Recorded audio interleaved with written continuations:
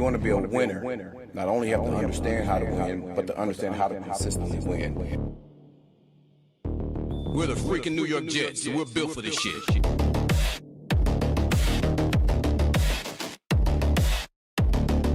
That's our brand of football.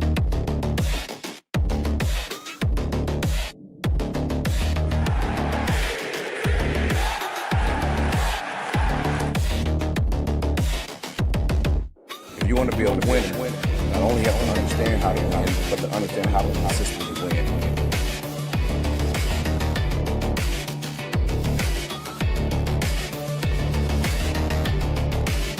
We're the freaking New York Jets, and we're built for this shit. That's our brand of football.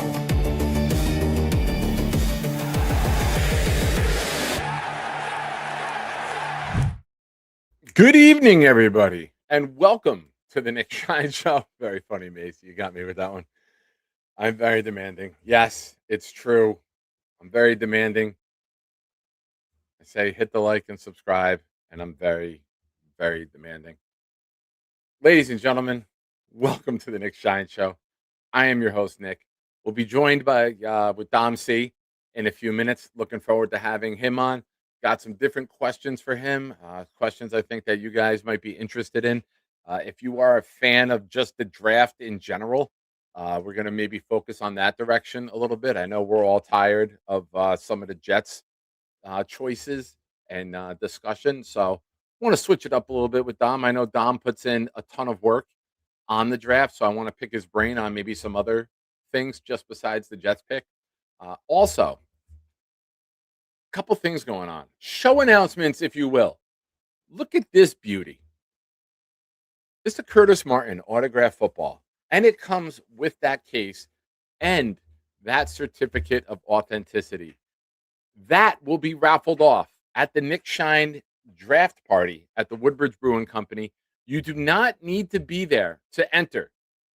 However, the raffle entries for this are scrolling on the bottom of the screen through Venmo, Cash App, or PayPal. $10 for one raffle, $25 gets you three. Shout out to everybody who has already entered. Good luck. I wish you all could win. We also have going off that night Don Maynard photograph, Vinny Testaverde mini helmet, and a Chad Pennington mini helmet. Now, I also have acquired some clothing items that may be packaged up with the prizes.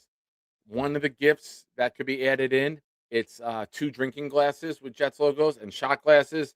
There's a Jet sweatshirt. There's a Jet long sleeve shirt, depending on what size you are. There will be bonus prizes as well. So again, anyone who gifts super chats or memberships, why is the fucking thing? I just changed this. Oh man, it's gonna be one of those days with the camera. I rebooted and I changed the setting, but it's still auto adjusting. So I apologize in advance for all the movement. Once Dom gets here, my camera box will be smaller. But if you enter any super chats, $5 and up, and gifted memberships in YouTube, you will be in our next raffle, which will be sometime in May, which again will be a winner's choice raffle. So you can still support the channel here. You can enter the raffle privately. It's your call. I'm going to play a video. I can't watch this zoom in, zoom out nonsense. Got some updates. I'm going to play this video, and then I'll come back. I'll talk about this. And Kevin, tattoos, I prefer the opposite.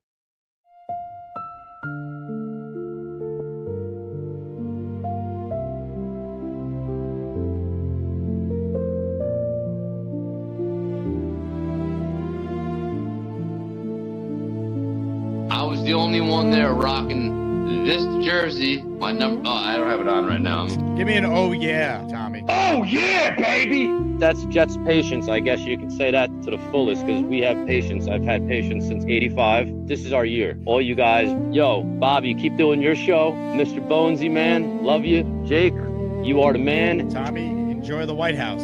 Thank you. Can't wait to be there, baby. We going to the Super Bowl. I'm going to be at the parade. I'll be at the White House. Let's go. My dad will pay for 5 or 10 of us as maniacs. Keep doing you, Jake. I love you, brother. Tommy, appreciate it, man. What a call. I don't think they're losing many games this year, the bottom line. I don't know what the topic was, but I'm out here like in the park with looking at ducks and squirrels and all that shit. Hey, amigo, you think the Jets are going to lose any games this year? J-E-T-S, Jets, baby. I'm in Harrison, New Jersey right now, stopping at my bank. But Jay, keep doing you, brother. J-E-T-S. I can't wait to see you later, baby. Oh, wow. Here we go, baby. J-E-T-S, Jets, let's go, baby. Like, you guys are the best at what you do. I can't wait to see you later, baby. Tommy, thank you very much. What a way to end it.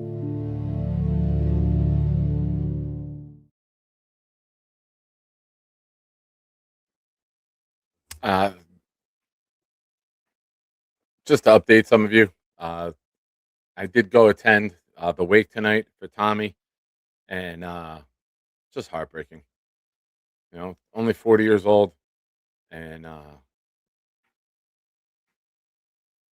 it's heartbreaking. I don't want to go deeper into it. You guys know when someone passes away, it's never good, and then when someone passes away well before their time, it's even more heartbreaking. You know, death is never easy, but when someone's still that young and we all think they had so much more life to live, it hits harder. And like I said, we will continue to honor Tommy on this channel. There's that video, and we also have the video with him doing the Jet chant that we will play every time 5 channel memberships are gifted. That will be our go-to. And rest easy, Tommy. Rest easy, my friend. That's all I could say. But ladies and gentlemen, I don't know how to segue out of things like that. So I will just say this. If you have tears in your eyes, wipe them. If you have a volume button, turn it up. It's Friday night. It's the Nick Shine Show. Dom C will be here in a few minutes. Let's get wild. It's got me.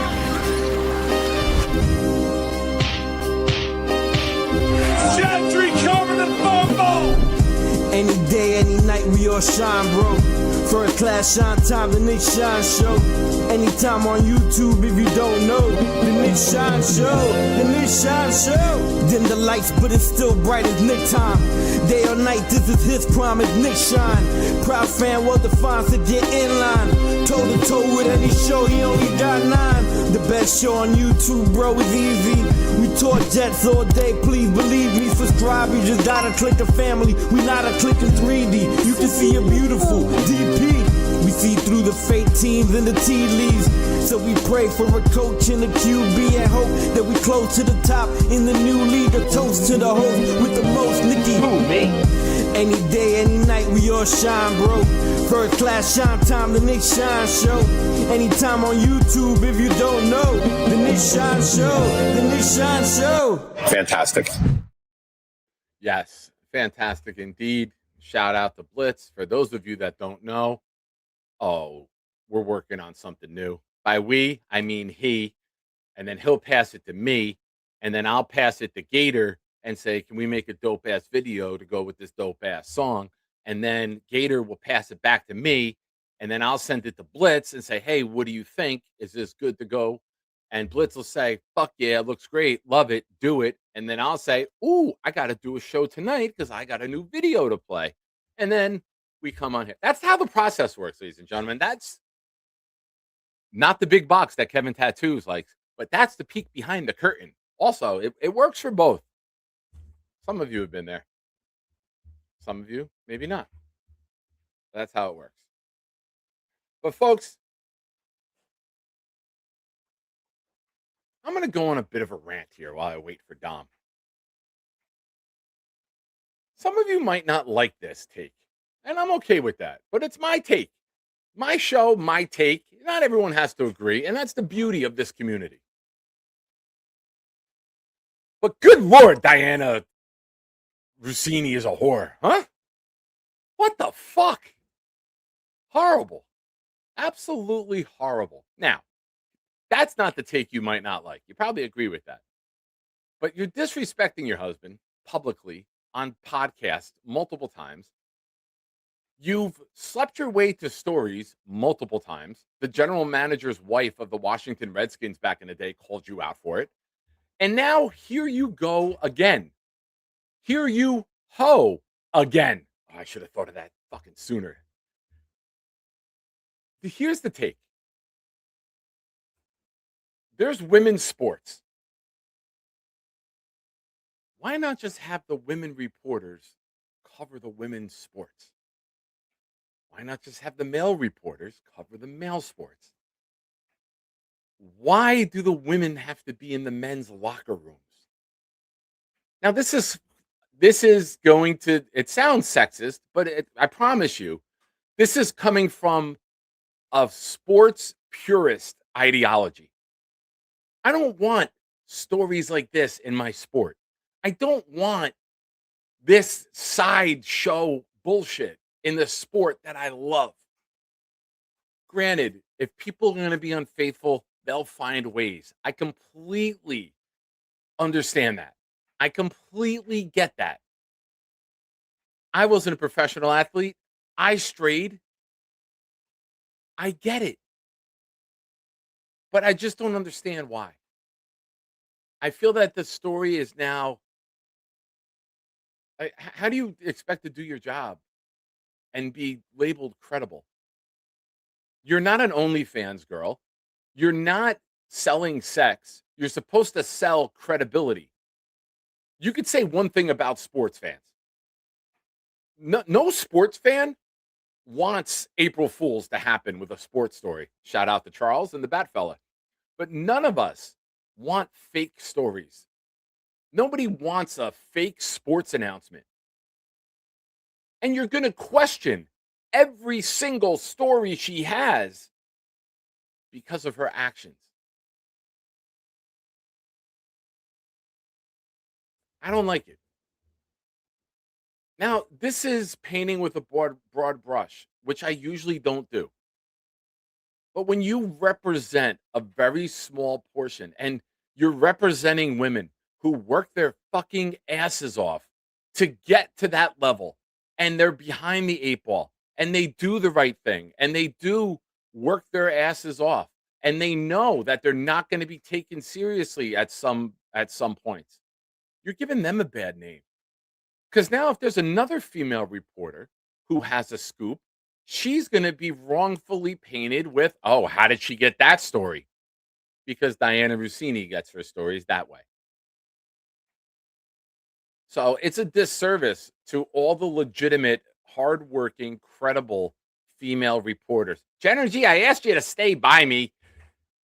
I asked you to hold on and let me get all the way through it. She's embarrassing female reporters. And unwrongfully. But that's how this world is. That's the world of the Twitter take. That's the world of the gut shot reaction. That's the world of the we believe everyone's guilty the second we hear something, whether it's politically or religiously or sports world. I just don't want this. We have enough shit to deal with in our sports, with our athletes, with their stories, with their behavior off the field. Now you have to worry about reporters? Why can't you just be like Mike Piazza and sleep with a weatherman? Mike Piazza wasn't sleeping with any of the sports reporters. He chose a weatherman, for crying out loud.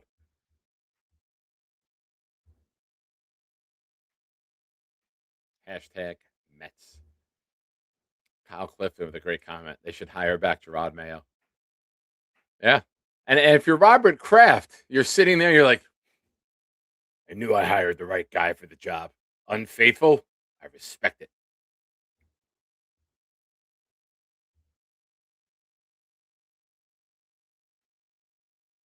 Oh, Bill, you know you looked up those photos when they came out.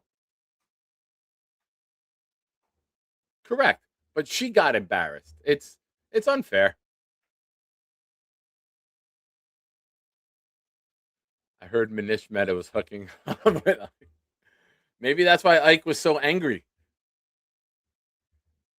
Maybe that's why Ike was so angry and punched Gino. Maybe Gino knew the truth on why he needed the money for the flight.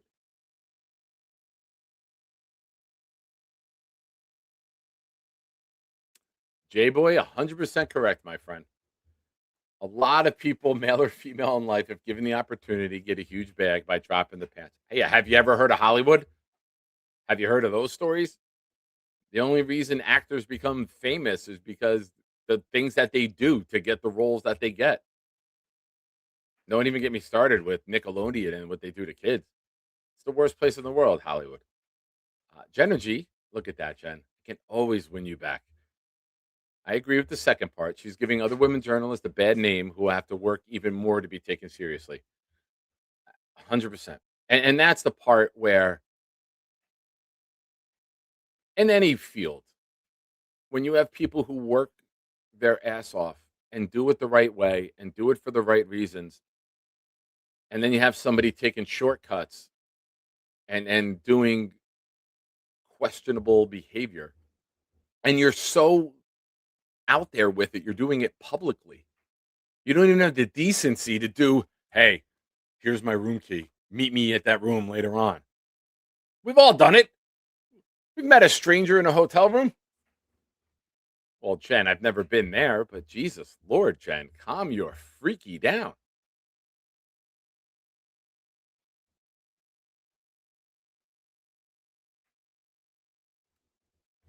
Quote Ted DiBiase. Everyone has a price. Amen, J-Boy. Amen. Dom should be here any minute. He had to run out last second and get dog food before the store closed at 9 o'clock. So this random Nick Shine rant is brought to you by Time Kill. But folks, we'll take some questions. And I know as soon as I fire it to that, Dom will be here. Again, super chats, $5 and up, gifted memberships. 5 gifted memberships get you the Tommy video played. That's a great reason to gift, ladies and gentlemen. That's the reward. Kyle Clifton says, if she screamed, you're giving me a exclusive, then not going to lie. That's pretty hot. Oh, man. All right. All right. Forget the questions. We're going to play a game. The game is Diana Rossini quotes. Go. Give me Diana Rossini quotes.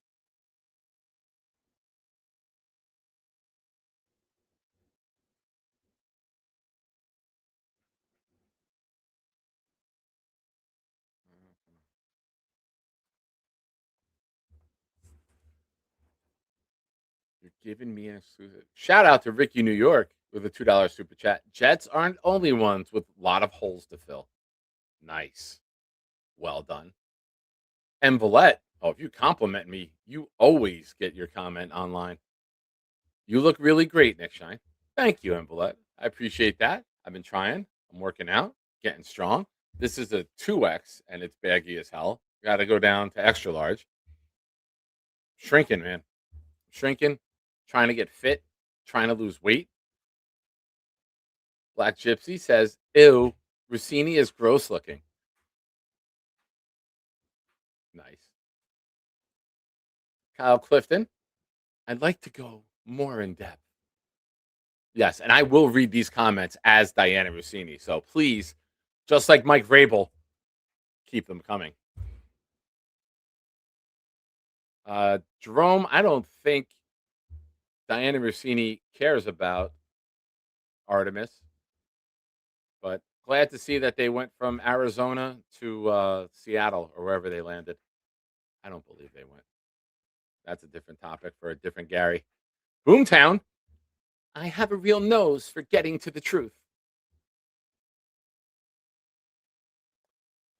Ladies and gentlemen, Leany with the comment of the night. Good luck topping this one. Nick Shine is looking mighty fine. Thank you, Leany. Appreciate you. Now, ladies and gentlemen, I am going to call all of you out. There was a mission. Maybe the mission went around the moon. Maybe not. Maybe it was just another Hollywood studio project. But I do say this. I have a challenge for all of you. That challenge is quite simple. I need all of you to pick up your game with what did we learn. One man should not carry that. It should be a community that carries and uses the torch. Not like Diana Rossini likes to get a hold of a torch, but still.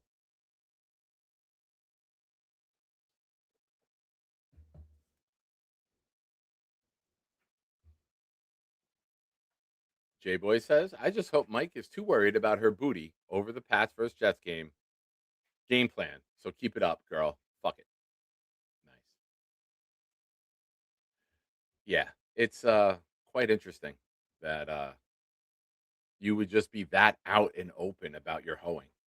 You don't even like take it to the room. Just out in the open.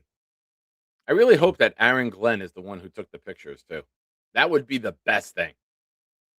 The Patriots spygated on us, and now Aaron Glenn poolgate on them. The Washington Wizards clinched the worst record. All eyes on the lottery and mock drafts after the 9th straight loss sends them to 17-64.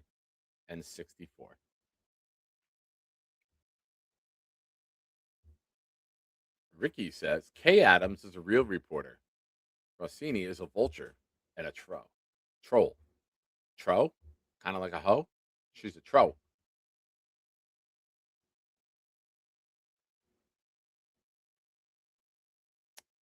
Kyle Clifton says, I am a paragon of journalistic integrity. Let's do reverse cowgirl now. You think she could do reverse cowgirl, or would her nose just like make her fall forward between his feet? Daniel Meehan says, the funny part is last week, Vrabel lectured Henderson not to use Bible quotes when discussing LGBT community, telling him to get educated. Seems like Vrabel is the one who needs to get educated. Well, when you don't have God in your life, you make devilish decisions, and that's what Vrabel did. So, Jerome with a good question. Did Vrabel tell Rossini, here, talking to the mic? Ladies and gentlemen, it is my honor to bring on a man wearing a Superman shirt. No, it is not Charles Gorman, ladies and gentlemen. It is the one, the only, my good dear friend, Dom C. What's up, brother? What's happening, bro? You getting some sun? You getting some color? I was in Florida for 10 days on vacay. Nice. You look good. You look like a fucking chalky pale person, bro. I love you, though. I love you. I love you too. But I just want to brace you. It's going to be 80 degrees next week. I will be as fucking red as the S or the S on your shirt. Oh, Check with me Wednesday when I'm sitting here peeling layers of skin off when the sunburn hits. I burned so bad in the beginning, man. It's horrible. And then the worst part was September hit last year. The tan started to go away. I went down to Fort Lauderdale for the Jet game, and I burned again. And then it's like the first week of October, and I have skin just falling off of me. Unbelievable, Nick. Hashtag white boy problems. Hashtag Irish curse. That's it. Irish, German, and Italian. He's the Irish curse for him is from the waist down, ladies. So that's what I hear. Listen, I tell you things in privacy. And this is what you do? You realize? Oh, you know what happens. I see your chat's talking about it. You know what happens in private, Mr. Cini and Mr. Vrabel. They do it in public. That's what we were talking about. Like they didn't even have the decency to do the old, hey, meet me in this room, and then you go up that stairway. I'll go up the elevator. And listen, I've strayed. I know how it works. You don't walk into a place or walk out of a place together. Yeah. I gotta say, I'm not trying to take over your really play the Charles Gorman role here and read the chat, but where'd it go? I lost it. Kyle Clifton, 53. I agree at 9:25, Nick. I'm looking. There's a lot of comments that came in. Kyle Clifton. 9:25 p.m. Kyle Clifton. I'm looking. Good Lord. Oh, Kay Adams. Okay, Oh. this one. The best. No, Kay I'll Adams. tell you right now. The best. You give me Kay Adams in 2018 when she had 25 extra pounds on her, I'll take that. I don't want a bag of bones. I'll take either one. How's that? I'm sure. I'm not going to turn her away, but I'm not going to. But yeah, she was my hall pass when Good Morning Football first came out. She was top of the line, and then all of a sudden she got like skeleton looking, and I'm like, nah. Yeah, I don't get. I say that. I'm hoping that like Jen or Giorlini are like, Nick, we miss you when you had like a couple extra pounds on too. Oh boy. So, ladies and gentlemen, we're here with Dom. You know what we're going to talk about. Dom, tell everyone who's going to win the Masters. Is Rory still in the lead? I don't know. I haven't followed any of it. I don't start watching until Saturday. Like tomorrow, I'm doing the sports like site manager stuff. I will have CBS on all day. I will not be watching these. You're gonna be inside or you'll be outside? I'm outside all weekend. Nice. It's a good weekend to be outside though. Yeah, the spring sports are here, so now everything is outside. Jen, I'm ordering 4 double cheeseburgers and 3 orders of fries right now for you, girl. You can be my Diana Rossini anytime, Genergy. Now, let's get into it. I got a couple questions for you. Shoot, All right? baby. Let me pull that up. All right. We had a question last week in the chat. I believe it was David D. If I'm wrong, chat, correct me. Someone asked, good question to ask Dom and Dylan when you have them on. Who is the best wide receiver in this draft that complements Garrett Wilson? If you want to build an all-around wide receiving core, we know what Garrett can do, moving around into the slot, using him more in motion. Who's that guy you could put on the opposite side of the field from Garrett that can really complement him and help him and take his game to an even better level? Oh man, good question. So I think I hate to answer questions or answer with a question myself. But are we talking about just Garrett Wilson, or are we talking about the wide receiver room as constituted? Because I think Who's the best compliment to Garrett? Best compliment to Garrett.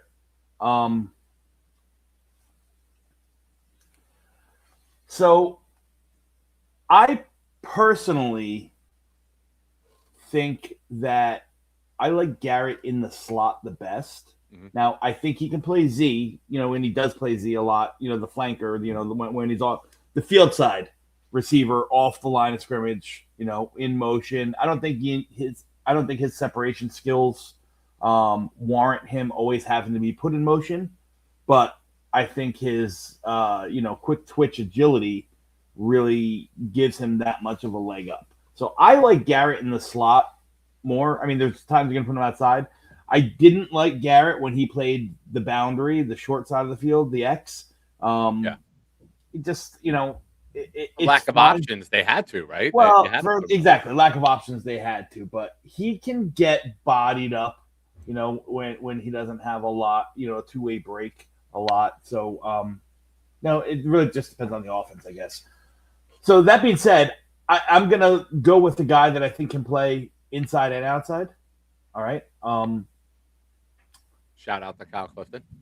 What do you say? No, the inside outside guesses on Jake Show when his intro hits. Yeah. Everyone's going to talk about probably the bigger X guys that will complement them because that's not a skill set that Garrett has. I personally like A.D. Mitchell in that role on the boundary, taking the top off the defense. I think Carnell Tate would also play that role for the Jets. So although Carnell Tate's my favorite receiver in this class, if I'm talking about a true, best complement to Garrett, I don't know if it's Carnell Tate. I'd probably say it's Mekhi Lemon or Omar Cooper. Yeah. Or Jordan Travis. I think one of those three, because all three of those, to me, have the ability to play inside outside. Okay. I like, I think Mekhi Lemon's definitely going to be more slot centric, and his strength at the catch point and his ability to have the ball, like make moves and power his way through things. Kyle Lemon, as small as he is, and he's not small, but he's a smaller receiver, has a ridiculous contested catch rate throughout his career. Just last year, I have it here. 66%. So 2/3 of the. You talking to me? No, I'm waving to myself in your reflection behind you. Oh, you can see it? Yeah. Oh. I'm distracted easily. I have ADHD. Yeah, I think that I'd probably shy away from the bigger receiver of the top 4 in Carnell Tate. I know a lot of people are going to say Denzel Boston or Chris Brazzell because they're true X receivers. I just don't care for those guys. I don't think they're not my favorite receivers in this class. Okay. I got to pick one guy to pair up with. I got to pair up one guy with Garrett Wilson. I'd probably flip a coin between Tyson and Lemon, but Cooper Jr. can do it too, man. Cooper Jr.'s, he's a lot closer. Like, there's a top 4 tier for me. Everyone else talks about a top 3. I think there's a top 4 tier. Yeah? Yeah. You like him that much, huh? I do. Okay. So that wouldn't be a consolation prize, in your opinion, if Cooper is there at 16. If the first 3 go, we shouldn't be like in tears if you're a team weapon. I wouldn't be. Okay. Some people are, just because throughout this whole draft cycle, it's always been about the top 3. It's always been about the top 3. But you get a guy like Omar Cooper who's a yards after the catch guy. He can force missed tackles. He's got phenomenal hands. He's got a 4% drop rate throughout his collegiate career. Shout out to the 4%ers. Shout out to the 4%ers. He can even probably help you a little bit. He scores touchdowns. He was a 3rd in the nation at the wide receiver position and forced missed tackles. So he's got some wiggle to him. Nice. Just a real good all around guy. Play him outside, play him in the slot, move him around. You can use him Debo style out of the backfield. Maybe not for running the ball, but like running those routes out of the backfield. Again, that would entail Frank Reich being super,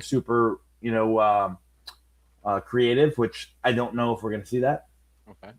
Give me a pro comp. Debo Samuel. Debo. Okay. All right. Real quick. Jake Asman, member of the channel for 17 months.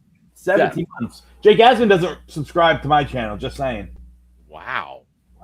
We got a few. Oh, Jake, we have a Rumble. You're going to have to call in, Jake. I'll send you the link. You and Dom are going to have to Rumble after getting along this morning. Death, taxes, and Dom C. Breaking down tape like it's destiny. Every pick, every take, he sees it clear. Jets draft season means Dom is here. Look at him. How bad the Jets are, you're always here, Dom. You never go away. We're hoping that we can talk about playoff games one day, but until then, we have you year round. And I'm going to quit off the topic here. Are you tired of getting texts from content creators in October saying, hey, when can I have you on so we could start talking draft? I know I do it. I can't be alone, right? Like, I come to a point where I'm like, all right, season's over. Got to get Dom on. You know what? You know what's funny? I was just talking about that with Jake this morning because I did his show this morning. And I said, you know what was weird about this cycle? Like, Nick, I start, in August. Just a lot of the stuff is freshened up on the guys. Like, I already have, I have an eval pool probably of 50 guys already because they're guys I studied for this class that went back to school. Yeah. You know what I mean?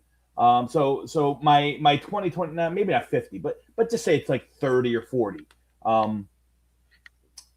What's it called? So I'll start doing this stuff in August. This year, you subscribe to, Jake, I was just busting your balls, dude. I know you do. It's all good, man. But this year, it seems that everyone, and I don't say this disrespectfully, but like the casual fan, the guys who, usually just care about the draft come like, February or March and start talking about it in the chat rooms like this. Everybody was into the draft by the end of September, early October. That's when the Fernando Mendoza, spell started to get. Yeah. Do you remember a year where you talked to more fans, more Jet fans, more football fans about what a college prospect did on Saturday? No, we did it with Fernando Mendoza. We did it with Dante Moore. We did it with Ty Simpson for a bit. There was wait for this year. If huh? we don't take Simpson, wait. Every quarterback will be meticulously broken down. Every read, every interception. Oh, he threw a pick six. He's not draftable. Not if the Jets are somewhat competitive. The only reason that happens is because we were 0-7 for like the fucking 14th year in a row. Yeah, but if the Colts are bad, like, don't forget we got their pick. Like, it doesn't have to be us that ends up with that top 3 pick. The Colts, courtesy of the one and the only Charles Gorman for declaring his allegiance, Dom. Where the hell did the picture go? There it is. Oh, That's no. Charles, Michael Clemens, and Sauce leading the blue tank to the number 1 overall pick, Dom. It doesn't have to be us that's bad. Yeah. So we could still get the top pick. Let me ask you, Nick. Let me flip the script. Who's your receiver in this draft class? Like, who's your guy? Like, we all like the top 3, and for me, I just explained to you, like, for me, it's the top 4. I think that's one tier. Yeah. I think those top 4 guys are on a tier of their own. I know everyone likes to an extent Lemon, Tyson, and Tate. Who are the other guys is there anybody else that interests you? Like, do you like the big body guys like Surratt or Brazel from Tennessee? I know. Don't even tell me. I know who you're gonna say. I don't want to talk about the Georgia. I'll be honest. I'll tell you if you're right or wrong. Go ahead. Yeah, Zachariah Branch. No. Good. I don't care about the ACL. Get me Chris Bell. Chris Bell. Get me Chris Bell. He was number 1. I like his game. I think he could be a good compliment to Garrett. And I think long term, if you can get him at 44, say you get a Lemon or Sadiq, and then you add, if you got Sadiq and then you got Bell, and there's a good chance Bell will be back this year. He had the ACL in December. You can pop him in the beginning, then you can activate him, and you get the couple weeks of activation. Maybe you throw a bye week in there, and you can get him back by week 9.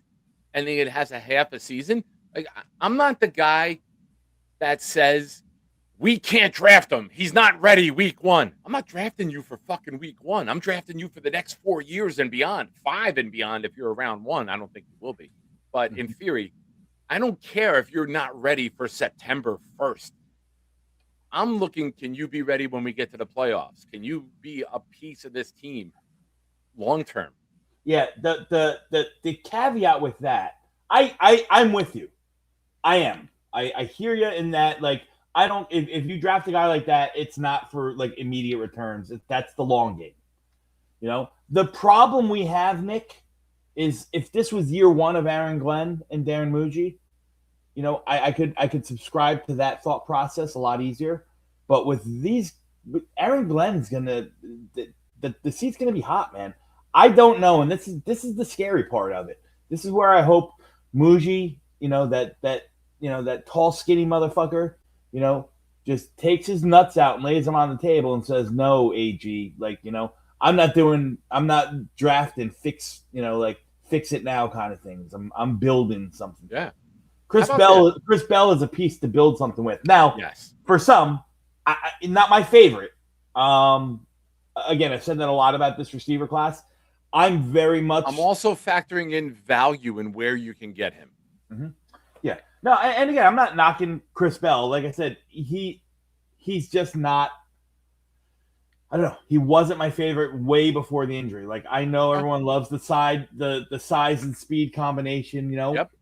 There's way too much lazy comp. I know. There's just way too much Denzel Mims in his game for me. Really?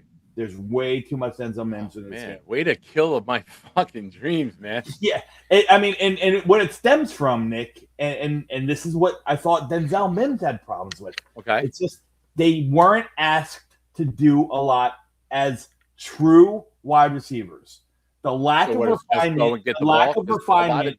a lot of Denzel Mims highlights was just go and get the ball, right? Like everything was just jump balls, 35 yards downfield. Was jump balls or him, being bigger and faster and more athletic than the guy he's facing in college and beating him over the top, right? Okay. And if he couldn't do that, he would set it up and he would run a slant and he would hopefully catch it.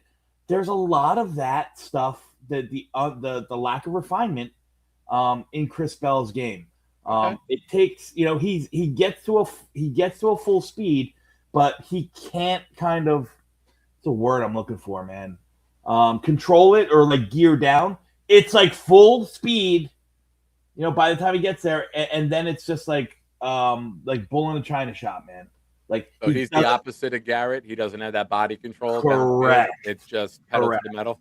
Yeah. But I'll add this little caveat to that, though. Go ahead. With a quarterback who will chuck it to that guy, it could be the perfect combination. Yeah. Could you see that? Could you see like later in the year, Geno and Bell getting a rapport because of that style and knowing that Geno is I will chuck it downfield to you if I believe in you type of quarterback? I don't know, man. Okay. I could see it. Like Geno, Geno's the deep. I just think that I don't want to talk bad about a kid. Okay. I just, like I said, there's certain things, and the people. Again, I'm not downplaying you, Nick. You're my brother from another mother. Amen. But so when I say this, I don't want to sound pretentious. It's not meant like this, guys. But when you watch a lot of film, your eyes tend to go to certain things, right? And my eyes tend to go to the receivers that can create separation. That's right. That's the way the league is trending, right? All the top guys are separators. Remember a couple cycles back, I told you knew the two guys I was absolutely in love with, A.D. Mitchell and Xavier Worthy. Why? Because they were fast, they were quick, they were athletic, but they could create separation. They didn't have to have separation forced upon them. They can get off press. Their release game was legit. Now, A.D. Mitchell still has that. I think A.D. Mitchell is a great receiver. I just think he's not polished. You know what I mean? He's not polished. He's a great receiver. His technical savvy is very, very good. Just needs like a and a little spit shine, to tidy him up a little bit. I like that one. Ladies and gentlemen, you're watching the Nick Shine Show with Dom C. Hit the like button. Subscribe to this channel if you have not already, or resubscribe if you left, but you still want to see what's going on here. We got a couple things going on. Number one, draft night. The Nick Shine Show will be live from the Woodbridge Brewing Company, not live on YouTube, but live there in person. We have a couple raffles going off that night. We have the Curtis Martin football, Don Maynard photo, Vinny T mini helmet, and a Chad Pennington mini helmet. All of these will be raffled off that night. Now, here's the fun part. You do not need to be there to win. Why would I leave this awesome community out of the biggest raffle night that we've ever done? However, how to get in is on the bottom of the screen. It's Venmo, Cash App, or PayPal. $10 for one entry, 3 entries for $25. Everyone loves a deal. Good luck to everybody. We do have some bonus prizes that will be given out that night as well, whether it's a sweatshirt, there's shot glasses with drinking glasses with the Jet logo on it. Obviously, I don't need those. There's a sweatshirt, a long sleeve shirt, a winter hat, and the glasses. So I'll mix and match based off of who wins what prize and what size you are. But I will be throwing in an extra gift for you. So please enter and good luck. Also, super chats, $5 and up. Gifted memberships will get you into our next Winner's Choice raffle, which will be sometime in May. So don't think that you will not be included in that. Now, a couple other questions we got, Dom. Yeah, dude, I'm yours all night, man. Fire away, brother.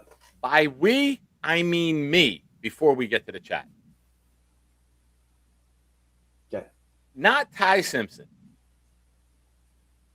Give me a surprise pick. Like Will McDonald was a surprise pick, right? All the mocks that we do, all the talking that we do, not a single person in the Jet community had Will McDonald being the pick. If there was a Will McDonald type pick for the Jets at 16, Dom, Oh, at could 16? that possibly Ooh, be? Man, that's a good question. I was going to give you one that I'm pretty confident the Jets are going to take, but not at 16. This is a late day guy. All right, so let me think about this. We're going to progress to 33 and 44. Don't worry. Yeah. At 16. So I'll say this. I mean, I can't. It's so hard to predict. All right. I really think the Jets are going to look to go wide receiver. So I think they're going to look to go wide receiver or pass catcher. You know, so it could be obviously one of the four guys that have been mentioned or bantered about if they make it to 16 in the wide receivers. I think Kenyon Sadiq is going to be talked about. Oh God, I don't think that's a big. That's surprise. my dream. Like Yeah, earlier when you gave me the question, Mhm. I was going to say Sadiq because I love the mismatch. This league's all about mismatches. This Yeah. league is all about how can I exploit your defense? How can I exploit your offense? Where's your weakness? And I think Sadiq is the guy that brings weakness. People keep talking about at 10, do we trade up for Downs? I think Downs is gone. And I don't think he gets past Washington at 7. But for me, if Sadiq somehow gets past Kansas City at 9, I'm on the phone. I'm on the phone and I'm moving up for him because I think that his ability to create mismatches would be a lot of fun. Yeah, listen, I just don't know. They had probably two better tight end options last year that they passed on in Loveland and Tyler Warren. Yeah. To not take in the first round. So I just don't know if they're going to take a tight end in the first round. I hear you in the sense You label him a tight end though? I do. I think he's It like just- a Bowers though, right? Like he's like Well, a guy that you know, you can line up in a slot, you can move him around, you can look for the mismatch or the weakness, you can go 12 personnel, shift him out and create that one-on-one opportunity.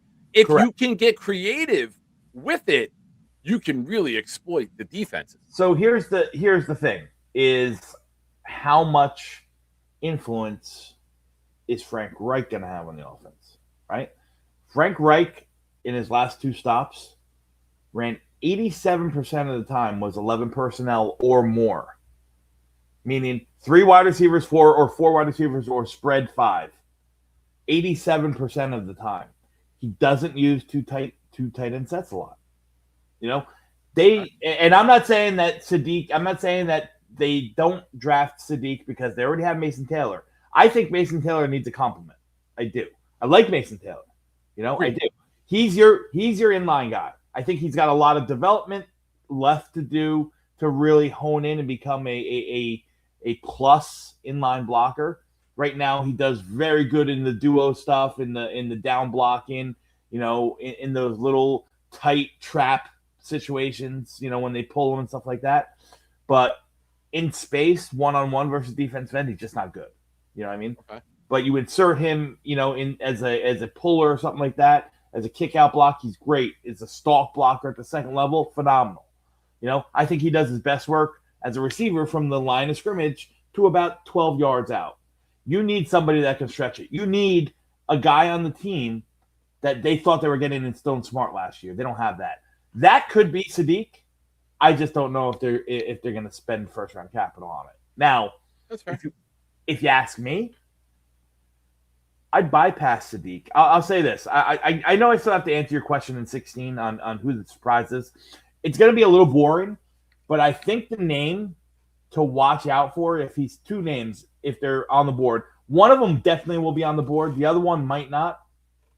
I think it's Spencer Fano is still on the board, the offensive lineman from Utah. I think that he could be up He's there. the one with flexibility who can move all around, right? Yeah. He was a right tackle, but probably everyone thinks that he's going to be better suited to play inside at the next level.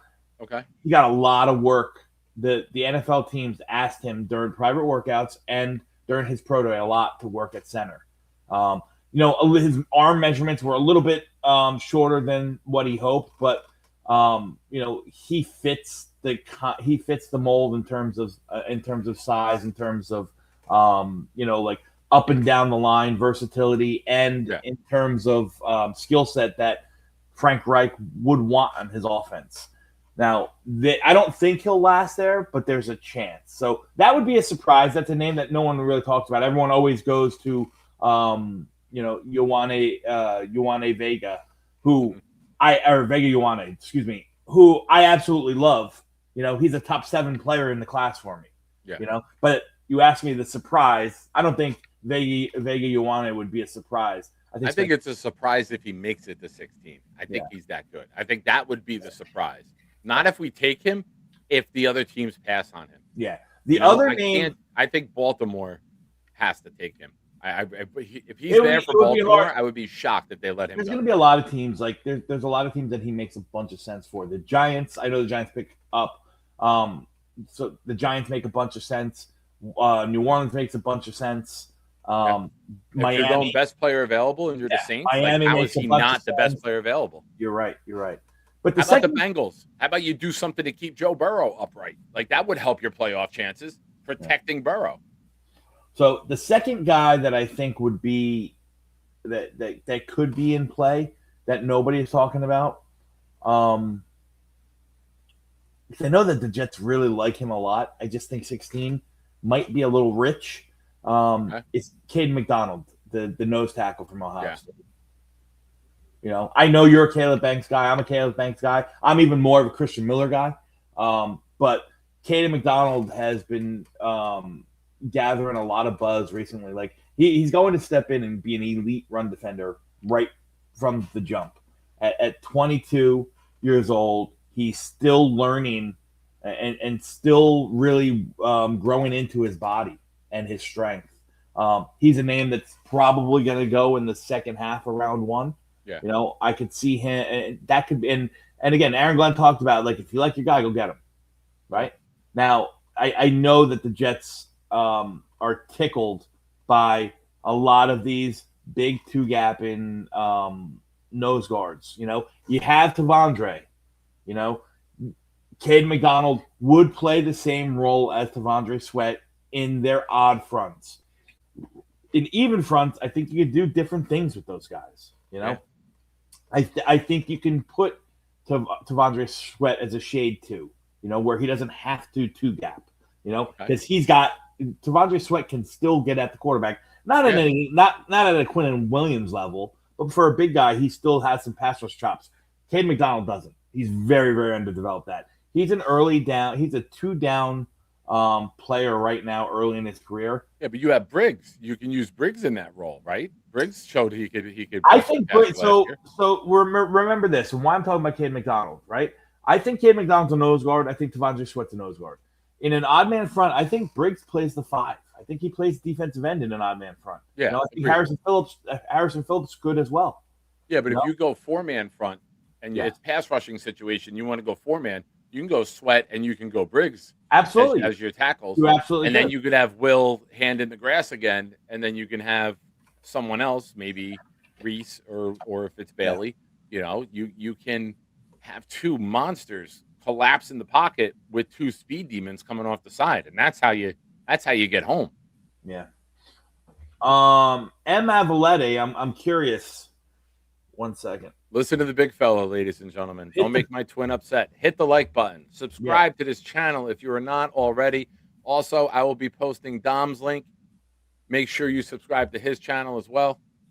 It's okay if you don't, folks. I was just busting Jake's balls before. I'm trust me, I'm not that guy. Nick will tell you. I'm not gonna. I'm still gonna do the content whether you like the channel or not. I just got a text from Dom. He says, "Don't believe what I just said. Ask these people to subscribe to my channel." All right, Dom, I will. So yeah, those are 2 names that I think would be surprising. Would be surprising, like Will McDonald was surprising. Okay. So, all right, I just pinned Dom's link, ladies and gentlemen. Go over there. Show Dom some love. Ricky, New York, with a super chat. Subscribe What's up, to Ricky? Ricky's channel as well, ladies and gentlemen. You know, It's right Ricky, I there. gotta get we gotta get up there and talk ball someday, man. I'm not trying to invite myself on your channel, but kind of am. I love Ricky. All right. I love it. Dom, since Grayson Halton is undersized, it would be a 3-4 end. So Grayson Halton's an interesting. He's an interesting study. Did you know who he is from Oklahoma, Nick? I don't. Okay, that's fine. I'll tell you all about him. 6'1", 6'2", 290 pounds. Definitely undersized. If you remember, a couple years ago, Kalijah Cansey, right, at a Pitt, he ended up getting drafted. That was one of the two that I wanted. Yeah, he ended The up year getting that we drafted took by Will. Pitt. It was Canty or it was JSN. Those were the two that I was between. Yes. I think that his game resembles a lot of what Kalijah Cansey did in college. Now, Kalijah Cansey was arguably had arguably the fastest get off, the best get off that I've ever seen in an interior defensive lineman. But he was extremely undersized. Grayson Halton is the same thing as that. Like, his pass rush bag and his get off is just next level stuff. The difference between Halton and Cansey is, Halton can actually bear down, buckle down, and anchor down and hold his own against the run. He does a better job as a penetrator than he does as a stack and shedder. But he does a better job as a penetrator. I think he's probably best suited as a Hashtag Mike Vrabel. Hashtag Mike Vrabel. Better job as a penetrator. Hey. He's also Friday a night, guy. though. We can go off the cuff here with the comments. He can, yes. He can also, be a guy that could benefit on those twist and stunt games up front. If you get a big, motherfucker like Juwan Briggs or something like that, and that crashes down inside and kind of picks the offensive lineman. Grayson Halton can get around and twist around and get at the quarterback. He's legit. I think I have him pretty high. I'm looking at my ratings now. Nick, do you have access to my board? No. What's your email address? Go ahead. Give me your email. Proud NYJF. NYJF. Yep, at Gmail. At gmail.com. Don't share this. This is just for your eyes only. Ladies and gentlemen, $50 gets you the board. $50 gets you the board. On Jake's show, $50 gets people in the hole. Here, it gets you in Dom's chart. So, this Real is quick, Andrew C. chiming in saying, love you guys. Appreciate love you too, sir. Andrew. And Larry with the $1 super chat. Thank you, Larry. Appreciate you, man.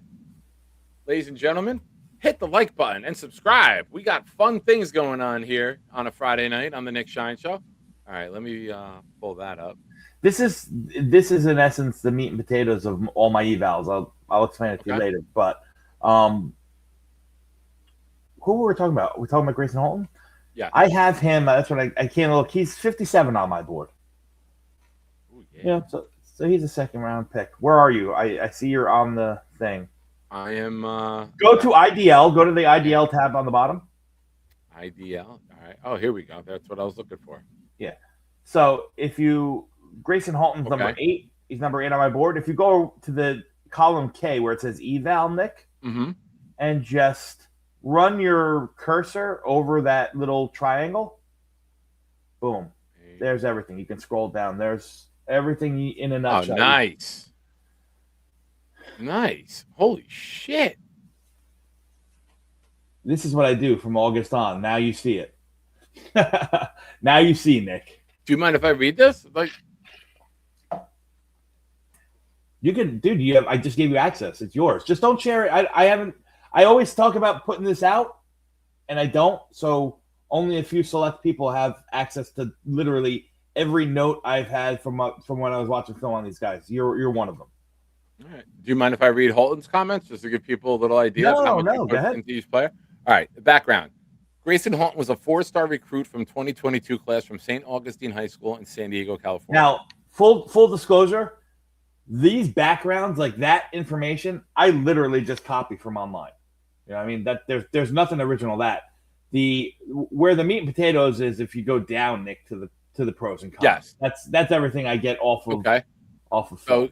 here's the pros on him. Light on his feet and a smooth mover for the position. Springs into action off the snap with great quickness. Flash quick wins with chop and swim moves. Agile and energetic. Will beat blockers across their face. Hashtag Diana Rossini. Does a good job keeping his pads clean. Quickly surrender gap just to pop back in it. Natural leverage allows him to absorb contact and stay balanced. Knows how to get skinny between blocks. Beats double teams by nimbly splitting them. Voted as a team captain. The cons. Short and light frame pigeonholes him into limited roles defensively. Lacks the strength to anchor versus the run. Moved by double teams. Little faith he'll be able to create push versus NFL quality offensive linemen. Occasionally will shoot himself upfield, surrendering his gap. Hashtag Diana Rossini. Plays in the run game came from unguarded penetration. Hashtag Diana Rossini. Yeah, it works there too. So listen, that's just one player, ladies and gentlemen. Dom did all that on one player. And how many evals did you do this year? For the interior defensive line, 25. No, for how many players did you completely evaluate and write that up? There's 20 quarterbacks. There's 20 running backs. 35 wide receivers. 29 tight ends. 20 tackles. 27 interior offensive linemen. 30 edges. 190. Yeah, probably 300 guys. Wow. No, maybe Hashtag Diana Rossini. Maybe a little less than that, but yeah. Awesome. That's tremendous. I can't. I'm going to look over all this. Also, really, Dom, 13 fucking days before the draft is when I get this, man. You had me on the show for the first time. Fuck. I'm kidding. That's a joke. The first time I had you on in January. Like I think I had you on the day after the season ended. I think that Sunday night you were on with me when the season ended. Yeah. And we look at this. Look at this. I just got a text or a DM. Well, it was from Rap. I didn't get a DM from Rappaport, but somebody sent me a DM based on what they heard via a Rappaport report. Jets bring in Cole Wisniewski for a top 30 visit this week. He's an interesting safety. What's that? Is his dad anybody? Wisniewski? I have no idea. Steve Wisniewski was wasn't he a Hall of Fame lineman? For the yeah. He was. You're right. I didn't know this kid. So Wisniewski is a really interesting, unique safety prospect. He's the typical kind of like slow white boy that plays with his hair on fire. I actually didn't watch him enough, and you can look at my safety board. I don't have him on there because I didn't watch enough of his film, so I couldn't really write an eval on him. Okay. So interesting one. So I digress. So yeah, Nick, now you have it. Just don't share it. That's all I ask. I got you. Ladies and gentlemen, price of the Discord just went up to $25 a month. All right. Larry says we need a mock draft tonight. Now, if I have you for a long amount of time, we will get to that. I got a few more questions to fire off. But I'm down if you are. Also, Chad Capadonna says, not much Drew Aller talk. Has Josh Allen measurables, will be a star. Rather take a late round shot on him over Beck, Simpson, Nussmeier, etc. Thoughts on Aller? Is it Aller or Alar? I've heard it said both ways. I've always said Aller. I'm not sure, to be honest with you. Okay. I've always said Aller. I don't know if it's Alar or Aller. Yeah. He's an interesting eval for sure. Really hurt losing the majority of this year. Right? Yeah. Is there anyone who got hurt more than when he got hurt in terms of draft stock? Drew Aller, probably not. Maybe Chris Bell. Maybe Chris Bell knocked himself out of the first round, but Drew Aller probably maybe knocked himself out of the top 5. I think he could have been a top 5 pick if he came out last year. He would have stunk, but he could have been a top 5 pick. So, I think this super chat hits it on the head. Like, he is definitely big. He's definitely got Josh Allen's measurables. He's definitely got a Jeff George-esque arm. You know what I mean? Problem is, he looks like Tarzan, plays like Jane. Just not, he looks the part of everything you want in a quarterback. He just doesn't play quarterback very well yet. Okay. And the processing in his game, like you think Justin Fields is late to the game. You think he's you think that he misses open guys because he's slow or a tick behind. Drew Aller is that in a nutshell, man. All right, that's it. Now, I got a couple questions for you. They're not exactly Jet centric, but seeing the amount of work that you put in, it's draft centric, and I want to fire some questions at you that help you show up your knowledge. Who's this year's Cole Strange? Who's the guy that could possibly get drafted in round 1 where we all look at each other and go, what the fuck? Ooh, what the fuck? Let's think about that. All right, are you kidding me? He went here? I swear, Shake Shack CEO husband, we're just friends. That's funny. I don't think it would be Cade McDonald. Let's think about this. How about the opposite? How about Banks with the foot injury? Would it be a surprise? No, it would not. It would not surprise me. It would not surprise me if Banks was one. I'll give you one. All right. Okay. Oh man, is it him? Yeah, I'll say Max Ihanachor, who's the right tackle out of Arizona. Yeah. He is, for me, that's what I would be like, what? He went in the first round?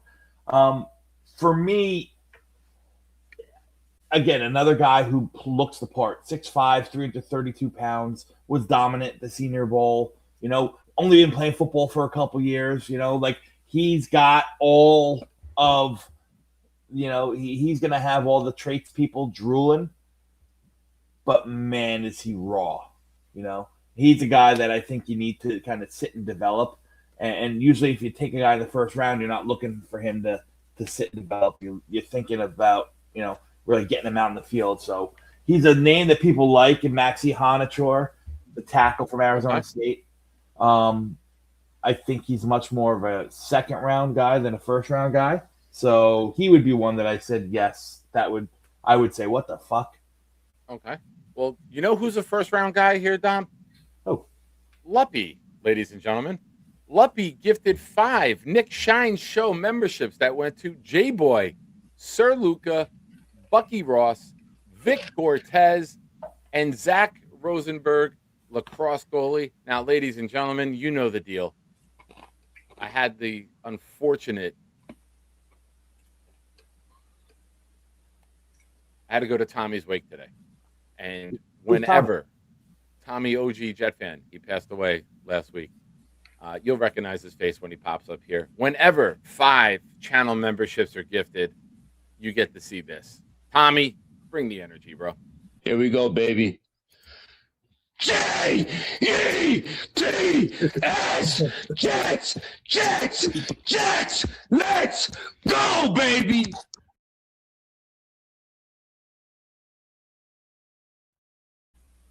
Thank you, Luppy. And did he really pass away? 100%, yeah. Oh, that's sad. Yeah. Sorry to hear that. Yeah, it's Jake has the super chat. It says, Dom, do you want to come over for some donuts? I would love to, but I don't think I would get a donut if I went over to Jake's house. He's a donut whore. For those who don't know that Mr. Jake Asman is a donut whore. Really? Yes. Diana Rossini is a whore for nuts too. It's true. It's on the internet. I read it. Also, well. my X algorithm is all Diana Rossini jokes. And I know Clancy's here, so I'm going to make this joke. It replaced the John Shire memes. The minute that this Diana Rossini thing broke, my algorithm changed from Duke jokes to Diana Rossini jokes immediately. So, Clancy, I love you, buddy. All right. Now, the opposite side of that question, right? Who's the player? Who's this year's Aaron Rodgers? Who's the player? I think a lot of people wouldn't be surprised if Ty Simpson is the guy that slides. But who's another guy that we could be sitting there as Jets fans, if we still have pick 33 come Friday night, who's the guy that we're all going nuts saying he's available? He's available. I can't believe he's here. I had him going 18 or 22. Who's the guy that we could be looking at possibly being there at 33, Dom, that could shock the Jets world? I think probably Emmanuel McNeil-Warren, the safety from Toledo. Really? Yeah.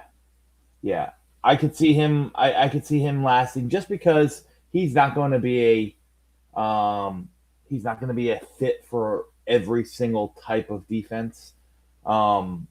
He's very good, but he's not as versatile as a lot of teams like to play their safeties with. So, I think he'll probably be the third safety off the board, depending on what you consider guys like Treydon Stukes from Arizona or Keontae Scott from Miami. I'm talking of pure safeties. I think he's safety 3 in the class. So I don't think anybody's going to go in front of him, but it would not surprise me if he made it to 33. And that's a guy that was talked about in the late teens, early 20s for a long time. Okay. All right. We got a little bit of action going on in the chat. Jake gifted a membership. Hey. Jake's went to Wild Wave. Jake and Wild Wave sharing a little love here on a Friday night. Thank you, Mr. Asman. How do I do that? I want to do that too. I want to give out some gift memberships here. Are you on YouTube or just StreamYard? No, just StreamYard. Do I have to go on YouTube? Yeah, got to open up YouTube and then do it from there. Oh, you're a nice guy. Spoiler alert. Dom's going to gift. Thank you, Dom. You're a nice guy. And Andrew C. with a $50 super chat saying Tommy OG. Now that we have a crowd here, I want to let everyone know. Thank you, Dream. I appreciate you. Earlier today or this evening, I did go to Tommy's wake. I spoke to Tommy's brother and said that we have a huge community of people who love Tommy and we want to help out and we want to assist his kids, whatever it is. We have a whole community chomping at the bit to jump in and help. I gave him my number, and I said, when things settle down, reach out to the kid's mom, find out how you guys want to go about this. Let me know. So I know Jake's been in contact and email with the stepdad, and now I'm in touch with the brother. So he's got my number. We'll have some information coming out for you guys soon, hopefully, and we can help Tommy's kids out. Where do I do this, Nikki? I'm sorry. All right. If you're on the YouTube chat, next to where you would type, there is a $sign. And then click that. It would say gift memberships. Yeah. Membership. And then you click the one that says membership 50. gifting. Yeah, membership gifting. And then you click the one that says 50 memberships. Ooh. All right. I was trying to see how far I could get you. Oh, you're nice, Dom. I appreciate you. A couple other things going on in the chat. Let me catch up here. A lot of action. Appreciate all you guys. Again, the Dream, you are the man. And with that, you get this. Here we go, baby. J-E-T-S, Jets, let's go, baby.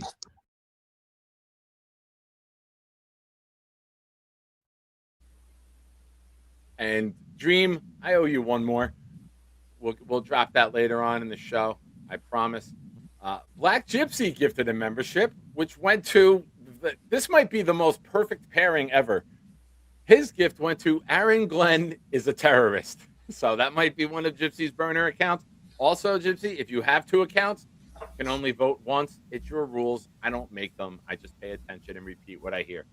Kyle Clifton with a $5 super chat saying, does center Sam Heck last to 103 or Jake Slaughter?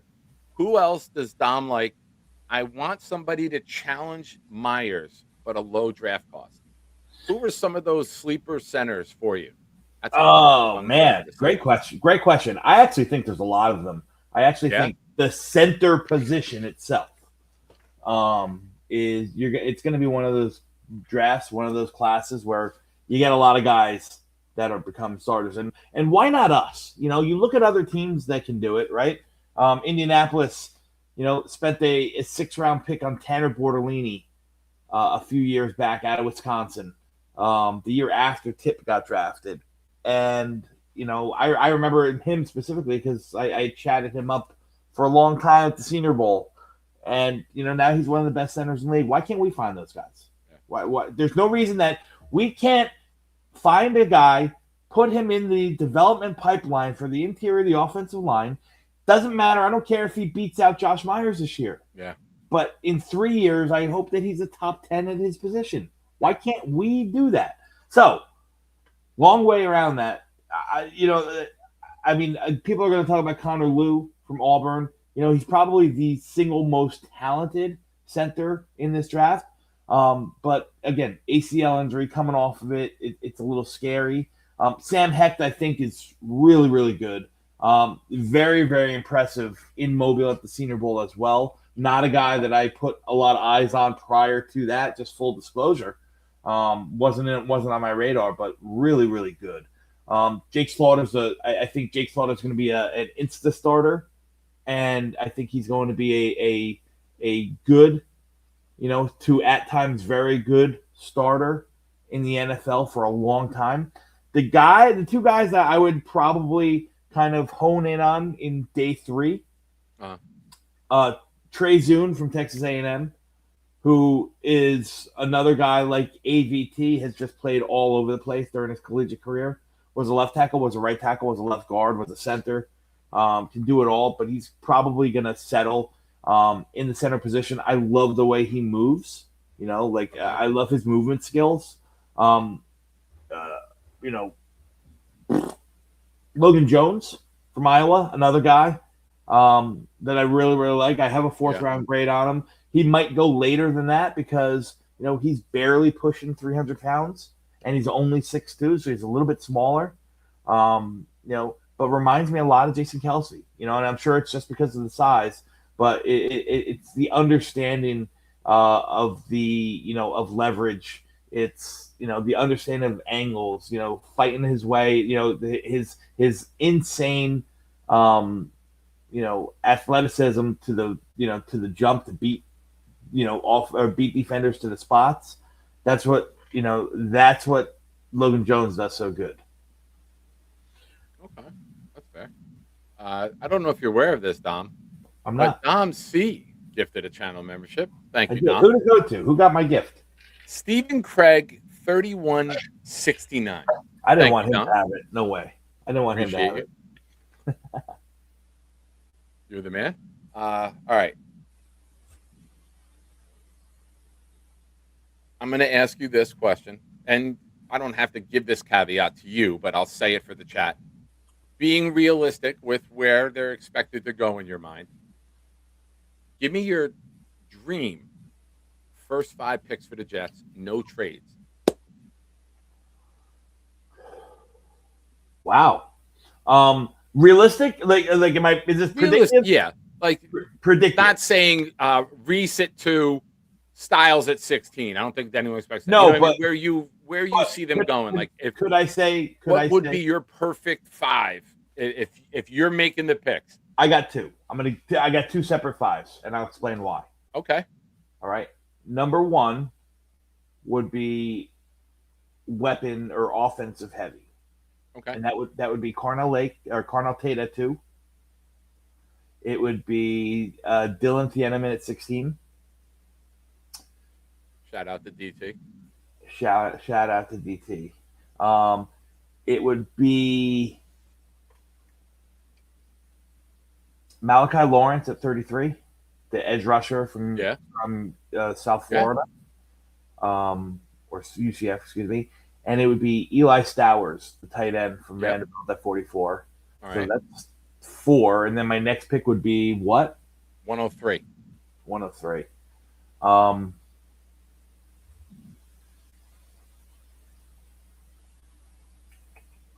That's covered, and that's covered, and that's covered. I'd probably say that's where I would take Jake Slaughter, the center. Okay. So the second one, All right. which I think is probably more realistic, starts with an edge. And I would take Arvell Reese. And then I would hope for Jordan Tyson or Omar Cooper.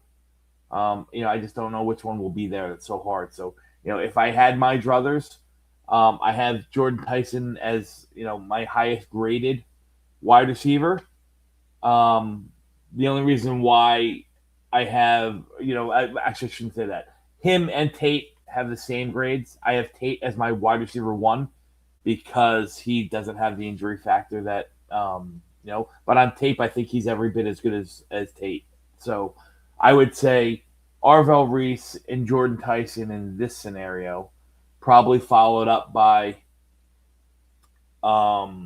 Christian Miller, the defensive tackle at 33, then followed by AJ Halsey, the safety at 44. Nice. And I'd go back to I'd go back to Jake Slaughter at 103. Okay. Now Halsey, he's 5'11", right? Nah, he's bigger than 5'11". He plays so much bigger than he is, though, right? Yeah, he's very physical. I think he's really, really good in space. I just love the ball skills that he shows. The ability to be a playmaker. He might not pick off a shit ton. I don't know how many interceptions he had last year. I can look, I guess. So if you go to safeties, Nick, I'll show you where I'm on the safety page. Yeah. So I was interceptions. He had 3. He had 3. He had 4 pass breakups. Exactly. 3 interceptions. But look at him also. Look at his role. Right. He's played the deep center field. He's played in the blocks. He's been big nickel in the slot. He lined up 6 times outside. That was just last year. With 265 yards seems to be a lot, but a lot more pass breakups and affecting the game positively than negatively. No penalties, not called for anything. I love this category. I love column L. Completion percentage when targeted. Yeah. And some of them are Caleb Downs, 67. Dylan Thieneman, 62. Halsey, 61. Wheatley, 70. Emmanuel McNeil-Warren, 38. No. He is drastically lower. Now, granted, the division he's in, the competition he's in, right? He's not going up against elite quarterback wide receiver combos, but he is by far he's the only one in the group under 50. Some are up near 70, but those are guys at Penn State, Arizona, playing big-time competition. Yeah, and then some of them I didn't get, so that's why they're blank. So I want to answer something from Jay Reeves 3-1025. Why am I taking the DT so early, man? First off, I really like the kid from Georgia, Christian Miller. I do. I think he's a phenomenal player. Probably the strongest kid in the draft class, hands down. I also think that it's going to be a position of need. Now, he's not just a nose tackle. Again, I think he can do a lot. He's very versatile, especially in an off front. I would love him in that defensive end role. He'd be a little bit big to do it. But Richard Seymour role? Yeah, exactly. I would like to see him in that role. Now, we have Juwan Briggs. We have Harrison Phillips there. They're both on 1-year contracts, right? David Onyemata, 1-year contract. Yeah. So Sweat's the only one with 2 years. Sweat's got 2 years. So, that being said, I've said it before. Like, I'm not a believer that you have to draft to plug holes or starters with every spot. Like, he might not. He might only see 40% of the snaps this year. But next year it's one less thing. You have you have your next guy up ready to go. You have your hold the fort guys, and if you have someone like Phillips who showed the minute Quinnen got traded and Sauce were gone, two guys who really stepped up were Phillips and Tippmann. Those were the guys at the microphone. Those are the guys taking questions. Those are the guys who are going to be your leaders. And if you can have Phillips mentoring some of these young guys, not just on the field, but off the field, how to be a pro, how to deal with New York, how to deal with the media, and then you elevate them. This is the old Parcells adage that you got to have hold the fort guys. Phillips could be your hold the fort guy. And if you draft someone who plays elite, Phillips has no money guaranteed. You can part ways with him if someone is completely stealing that job and you're not even going to plan on using Phillips. There's no guaranteed money, or you could redo the deal and lower it and give him some guaranteed money if that's how it works out. But all these veterans on 1-year deals, there's no guarantee that A, they're coming back next year, or B, if it gets off the rails too soon, Nick, these guys can all be shipped off at the trade deadline. Yeah. All right, we got to go off the football conversation for a minute. Andrew C. with a super chat says, so now that Cisco cleaned up Gorman's resume, and we put this all together earlier in the week, Cisco has done a tremendous job on building Charles Gorman's resume. He emailed it to me. I have the updated one. Black Gypsy has connections at the hotels in Piscataway off of Exit 5, Dom, you're familiar with over there off of Stelton. There's a bunch of hotels right there. And I have the transportation.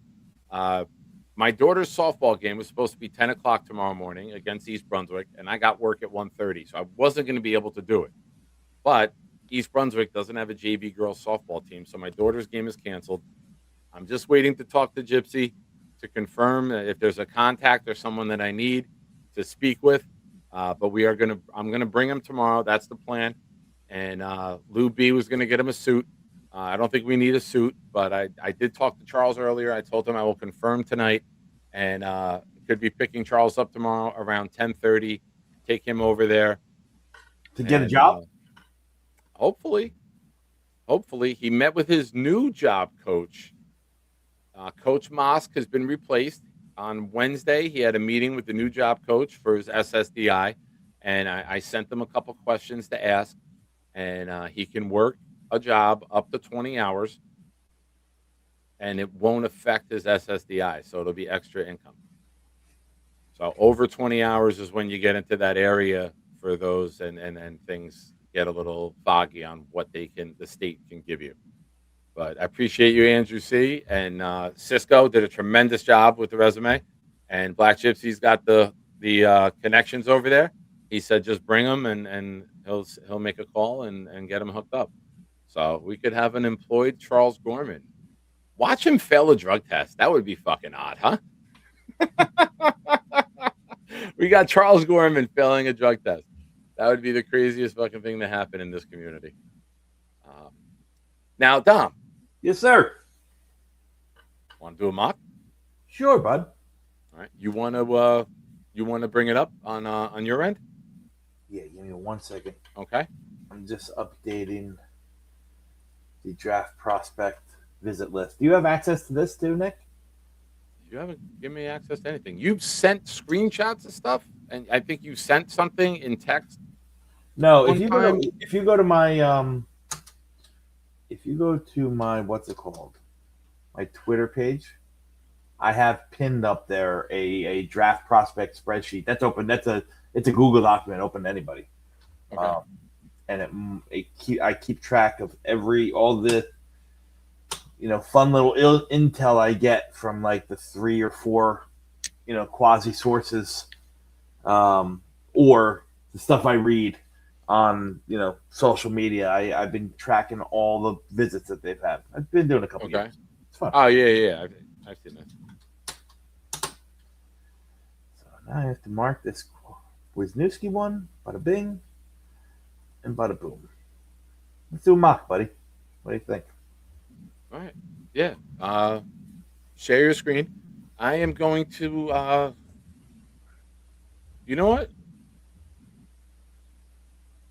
Let me see something real quick here. I want to make sure I got everything covered. All right, I got everything covered. Trying to think of a question to throw you. Let me pull up the. All right. Give me number one. How weird is it as a Jet draft guy to not have to talk about the offensive tackle position? How relieving is that? That's right. funny. Is this the first year? Yeah, it's This is the first year we haven't had to ask you, can he play right side? Can he play left? Does he have the versatility? If someone gets hurt, can he swing? You know what I mean? All right, let's see. Okay. If it's not Jeremiah Love, what running back do you think that the Jets could take? And I'm going to throw it to you, and I'll be right back. Ooh, that's a good question. Ooh, who do I think fits the bill? I could see. Yeah, I could see them bringing some competition in for Braylon Allen. So I would probably say someone who can handle the inside zone and the counter stuff that happens between the tackles. So Mike Washington Jr. from Arkansas is a guy whose name comes, right to the top of my head. I think Jamari Taylor, you're talking day 3 with him though, but he's got that plant his foot, one cut ability kind of stuff. I know the Jets have met with Roman Hemby from Indiana already, another bigger body back that could do some, can do some damage inside the tackle box. So I think that, if it's not Love, it's probably going to be the Thunder to, complement Breece Hall's Lightning. And that's that.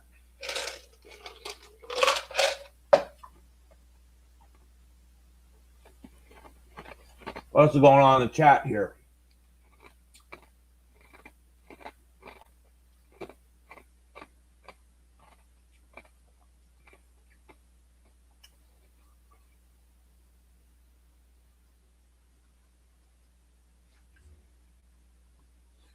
And he's back. You okay? You good? Awesome. God is good. I'm blessed. All right. You want to share your screen? Yeah. Again, for those of you watching, draft night, Woodbridge Brewing Company in Woodbridge, New Jersey. I will be there. Members of our community will be there. I talked to Jay Graves tonight. The big fellow will be there. Kyle Clifton is working on it. Peter Pins, several others. We are going to have a raffle. Now, to get in this raffle, you have to either send Venmo, Cash App, PayPal. My names for that are scrolling on the bottom of the screen. The prizes: Chad Pennington mini helmet, Vinny Testaverde mini helmet, Don Maynard photo, and Curtis Martin football. This case comes with it, along with the certificate of authenticity for all 4 prizes. There will be bonus prizes on top of it. Now, the entries are $10 each, and $25 gets you 3 entries. So good luck to everyone, and thank you for contributing however you contribute to this program. Now, here we go. How do you want to do this, Dom? You're the guest. It's your choice. Dude, it's your show, man. You tell me. You want to alternate? Yeah. You want first or second? I think first is the easier pick. You want me to take the easier pick, and then you can have fun, or you want to do it snake style, like fantasy football? I'll take 2. You take 16 and 33. I'll take 44. How do you want to work it? Your call, buddy. Nick, however you want to do it. Why don't we both talk about a guy that we would take, and then we can, fight or arm wrestle for it or something like that. I don't want to hurt you. You're a friend. You go first, then. I'm going working second. out, bro. You don't want to fucking arm wrestle me. All right, fire it away. Here we go. Now, I do have one rule I usually do. One trade max. Because the trades could just get out of hand. Yeah, that's fine. I don't even care if we do any trades. So go for it, bub. I want to see who you're taking it to. I gotta go Reese. Like, I just think that the ability to be that queen on the chessboard and do it all, and then eventually find that elite role, and if he can develop into that star pass rusher, man, it's been too long since we've had that. I think if Reese can be that guy, and Will McDonald can be your number 2, I think you're in a really good situation. I agree.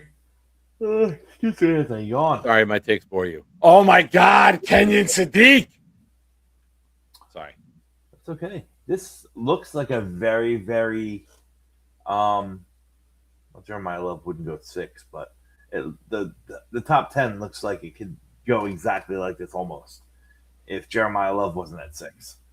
So yeah, actually the top 11. Leaves me at 16. I'm taking Jordan Tyson. I just said it before. If I can't get Carnell Tate and Dylan Thieneman combo, I'll take the second best weapon I have. I know people are going to say injuries this, injuries that, and you can hold some. It does hold some depth and weight. He's only played 45 of a possible 80 collegiate games. But it's not his. I mean, he had a devastating knee injury 3 years ago. He missed almost 2 years worth of game for it. But he healed from it. So that's my pick. Oh my God. You go, baby. 2 of my favorite players in this draft are sitting here on this screen. C.J. Allen's one of them, and Caleb Banks is probably the other. Yeah. Those, I don't even know if I could.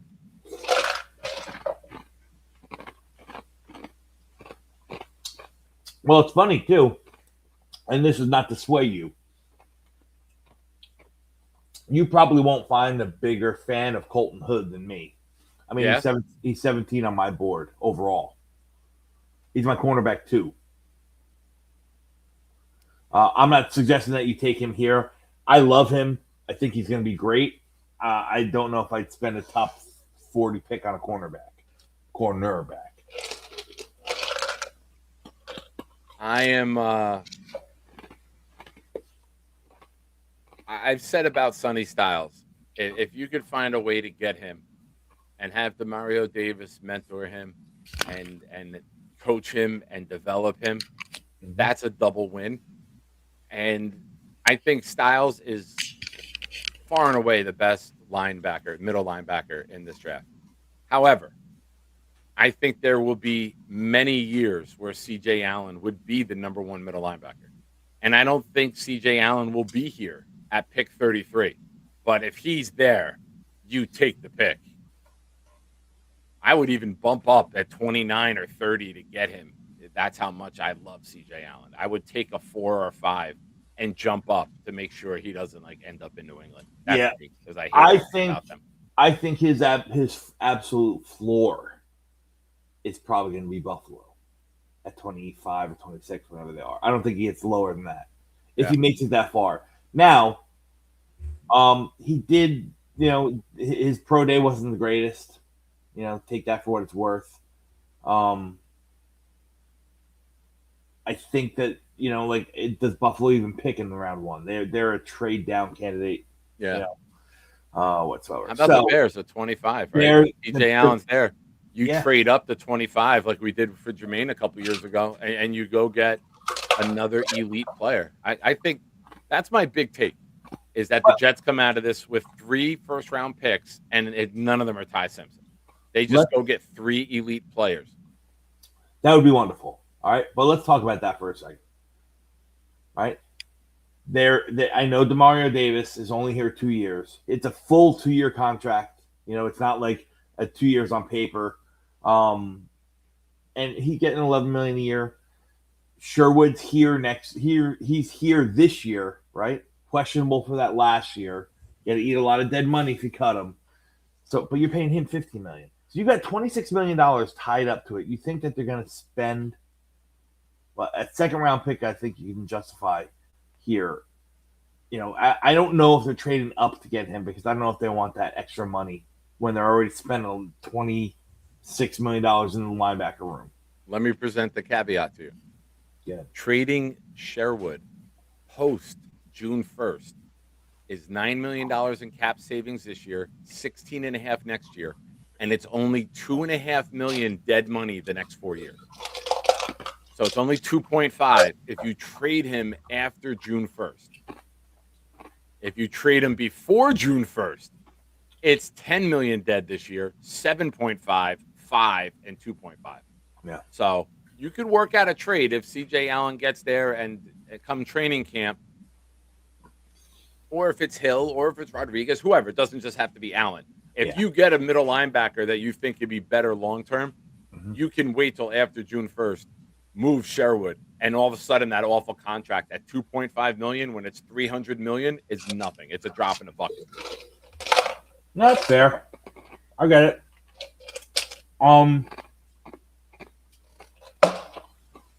This is tough here. I know I talked about how well and how highly I think Christian Miller. I think he's definitely in play here. People are going to love Chris Johnson, and I do as well. I think he's my cornerback 3 or 4 on my board. He's not an Aaron Glenn fit. He's just not.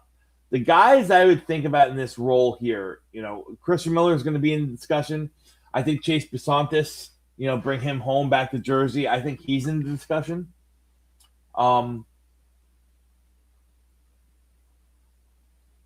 I think D'Angelo Pons is in the discussion. I think he's worthy of the discussion. Agreed. I think he could be in discussion at 33. I think Aaron Glenn will fucking love that guy. Oh, yeah. He is an Aaron Glenn type of player. And I think Aaron Glenn will see himself in him. Like, I could see the press conference already with, he reminds me of me, undersized, I can see it coming already. Yeah. And he's who I went with. All right.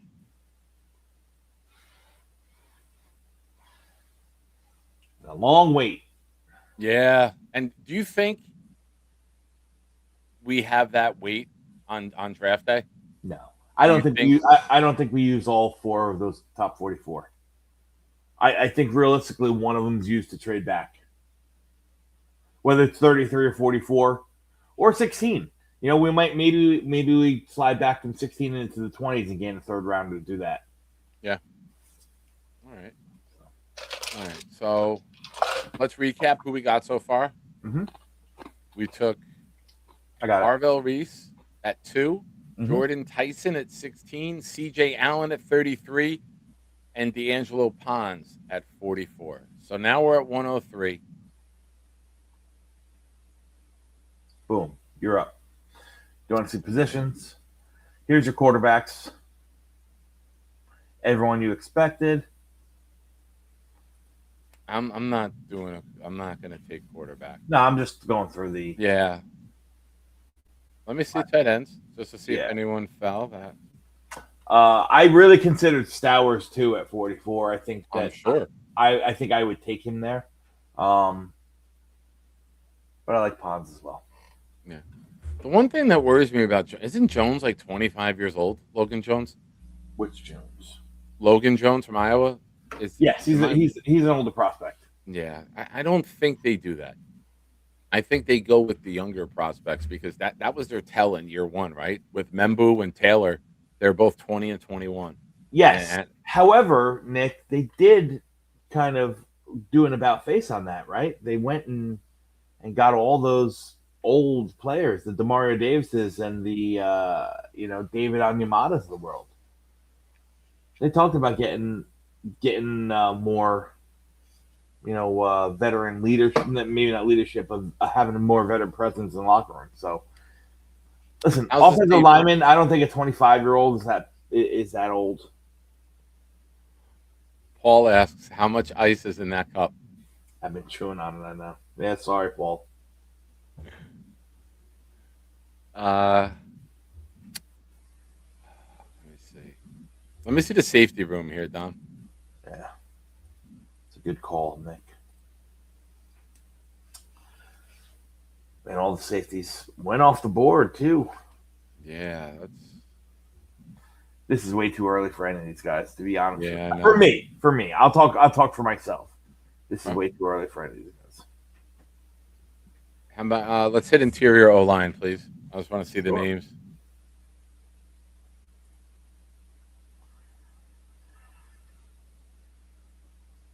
Oh, this is D line. Interior O line, please.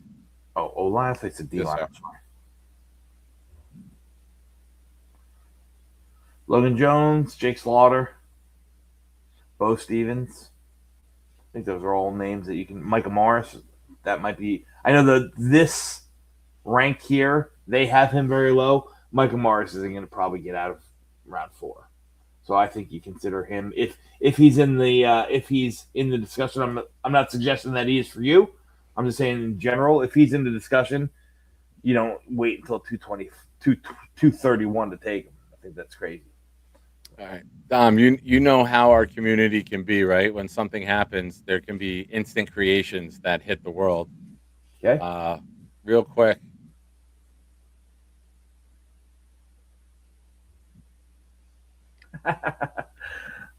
Well, I love it. Courtesy of Addison, that just got sent to me, so we had to throw that up there real quick. Shout out to Addie. That's actually the Addie. Your AI skills are phenomenal because that actually does look like me. The hat and all. Yeah. Nice. Well done. Very well done. All right. I'm gonna go Slaughter. I would have too. That's a great pick. I'm gonna take Slaughter. I wanted to just do my due diligence, Tom, as they say with the mocks, and make sure safety didn't fall or you know. There you go. Man. Interesting group. I'm at 140. Yeah. Oh, we took Pons already.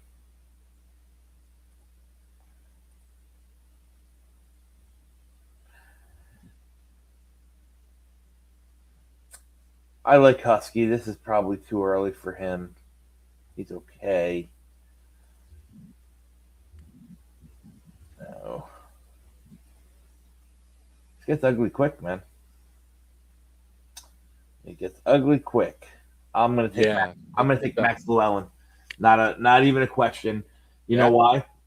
You know, Max Llewellyn is a phenomenal DPR, right? Designated pass rusher. That guy just knows how to go after get the quarterback. He might not ever be anything more than that, but he's phenomenal at that. Arvell Reese, you know, the path to becoming a dominant pass rusher might be a little bit slower, right? There's a good compliment right now in case he needs a little bit of development in those situations.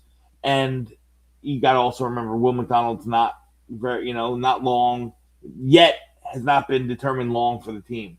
You know, they talked about picking up his 5th year, but that's 1 to 2 more years. So he'll be gone. I think Will McDonald's going to be a designated pass rusher in this defense. I also think that Max Llewellyn could do it as well. Okay. When's our next pick after this? We have 179, and then we go what? 228, 242. 28? All right.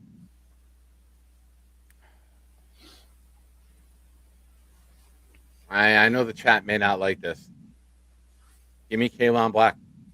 I know he's had a visit with the Jets. I know they met with him. And I think that if he's there at this point, you take him.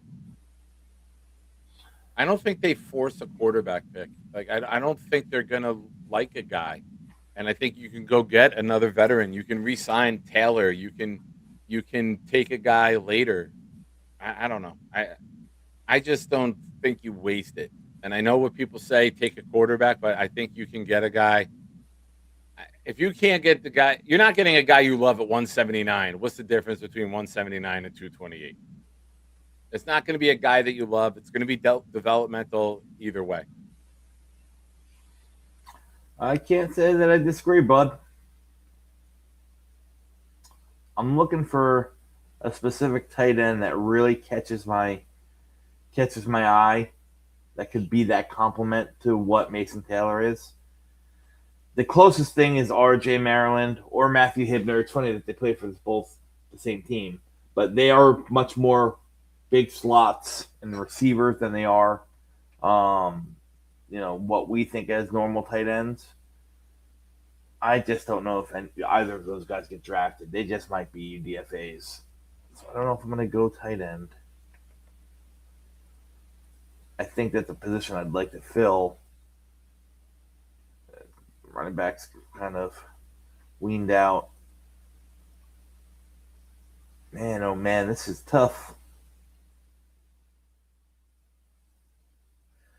I guess I'll stay true to myself and my board and see if there's a guy that's too low here that I like, that I have pretty high.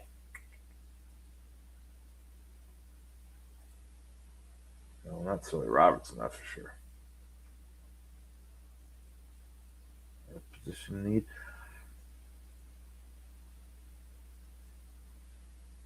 And then I got another draft question for you after this. I'm gonna take. Man, oh man, I'm gonna take. I'm gonna take Emil Wagner. Oop, I clicked the wrong button. I'm gonna take Emil Wagner. And there's my swing tackle of the future. You need another tackle. I know you got Max Mitchell back on 1 year. You got the other guy from New England back on 1 year. He'll be my project guy. I think he needs some time to develop anyway. Nothing else really wet my whistle right there. So you're up, bub. As somebody with 4 toes on 1 foot, I would like to get a kicker who has 5 toes. Oh, boy. You don't draft kickers. I'm greedy. I want a kicker who has his entire foot in place. It's Trey Smack or Dominic Zavada. Now, you're a Florida guy. I know. How's Smack? No? You know what? He's as good as Zavada or Drew Stevens. You know what? If you're going to pick a kicker, take Drew Stevens. You know why? Can I tell you why? I was going to guess first, but shoot. I'm going to say something like maybe Iowa is a bad place to kick. No, the Jets have actually had formal meetings. All right. Drew Stevens. All right. I was thinking maybe like something in terms of kicking and like the environment. Yeah. It's rare. It's rare that teams talk to kickers and punters. Okay. So if you're going to waste a pick on a kicker, might as well get one that there's actually interest for. Now, this is something new here. I want to see how this goes. All right.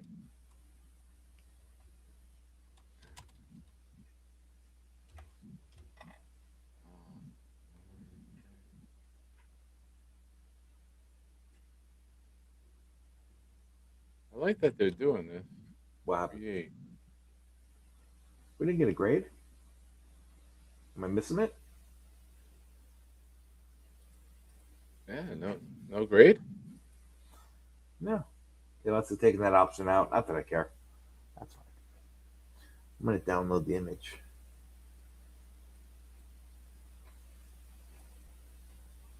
Now, All right, ladies and gentlemen, this is new from StreamYard. You can vote. Type for your response for this poll, as you can see in the bottom left. Type 1, 2, 3, or 4 in the chat, and that will trigger your vote. It's the first time I'm using this, so bear with me. We're going to move that to the top right and see how that works. This, like I said, this is brand new, so vote accordingly. And, of course, only vote once, people. And this could be the fix. Well, it can't be the fix. Oh, there we go. We got votes coming in. It is working. There we go. That's something new. But I know what people are thinking in terms of voting in the Asmaniac Madness. You can still switch to different accounts and then put your vote in. So it wouldn't cure that. Boomtown, ladies and gentlemen, says 2029.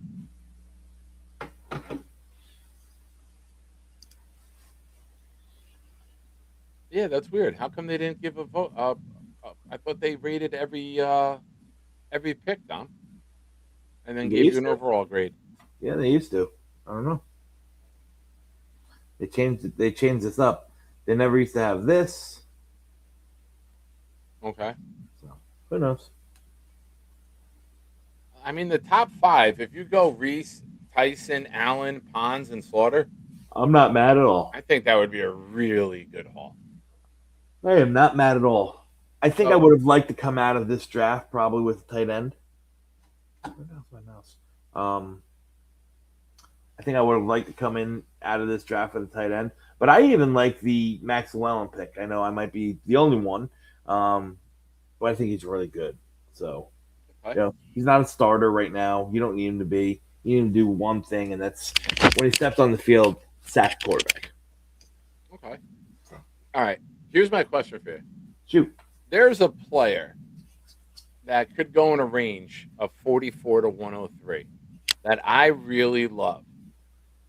Okay. I want to ask you. I'll tell you after you give me your answer. Is there a player that you see the Jets jumping up from 103 to 44, closing that gap and just saying, we got to go get this guy if he's there, say 60s?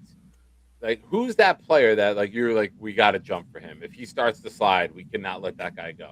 Are you saying now? Again, I ask you: is this what I predicting the Jets would think, or what? Yeah. Who is it that me? Yeah, that you could see the Jets jumping for. I could see the Jets jumping for a quarterback. I wouldn't want to jump for a quarterback. You know what I mean? Yeah. I could see them saying, you know what? We're gonna, we better get our hands on, quarterback 3, whoever that is. You know what I mean? Because they lose out on Ty Simpson. Somebody trades in the round 1 for Ty Simpson. I could see them saying, listen, we can't wait around. Let's figure out who's quarterback 3. All right, it's Garrett Nussmeier. Let's go just take him at 44 to make sure that we get him. All right. I now listen. I watch a drop in the ocean of what you watch, and I know you and DT and Jake were down there, and I know you saw this player live at the Senior Bowl. Dom, if we don't take him at 44, this guy screams Aaron Glenn player to me. He's a defensive end, Derek Moore.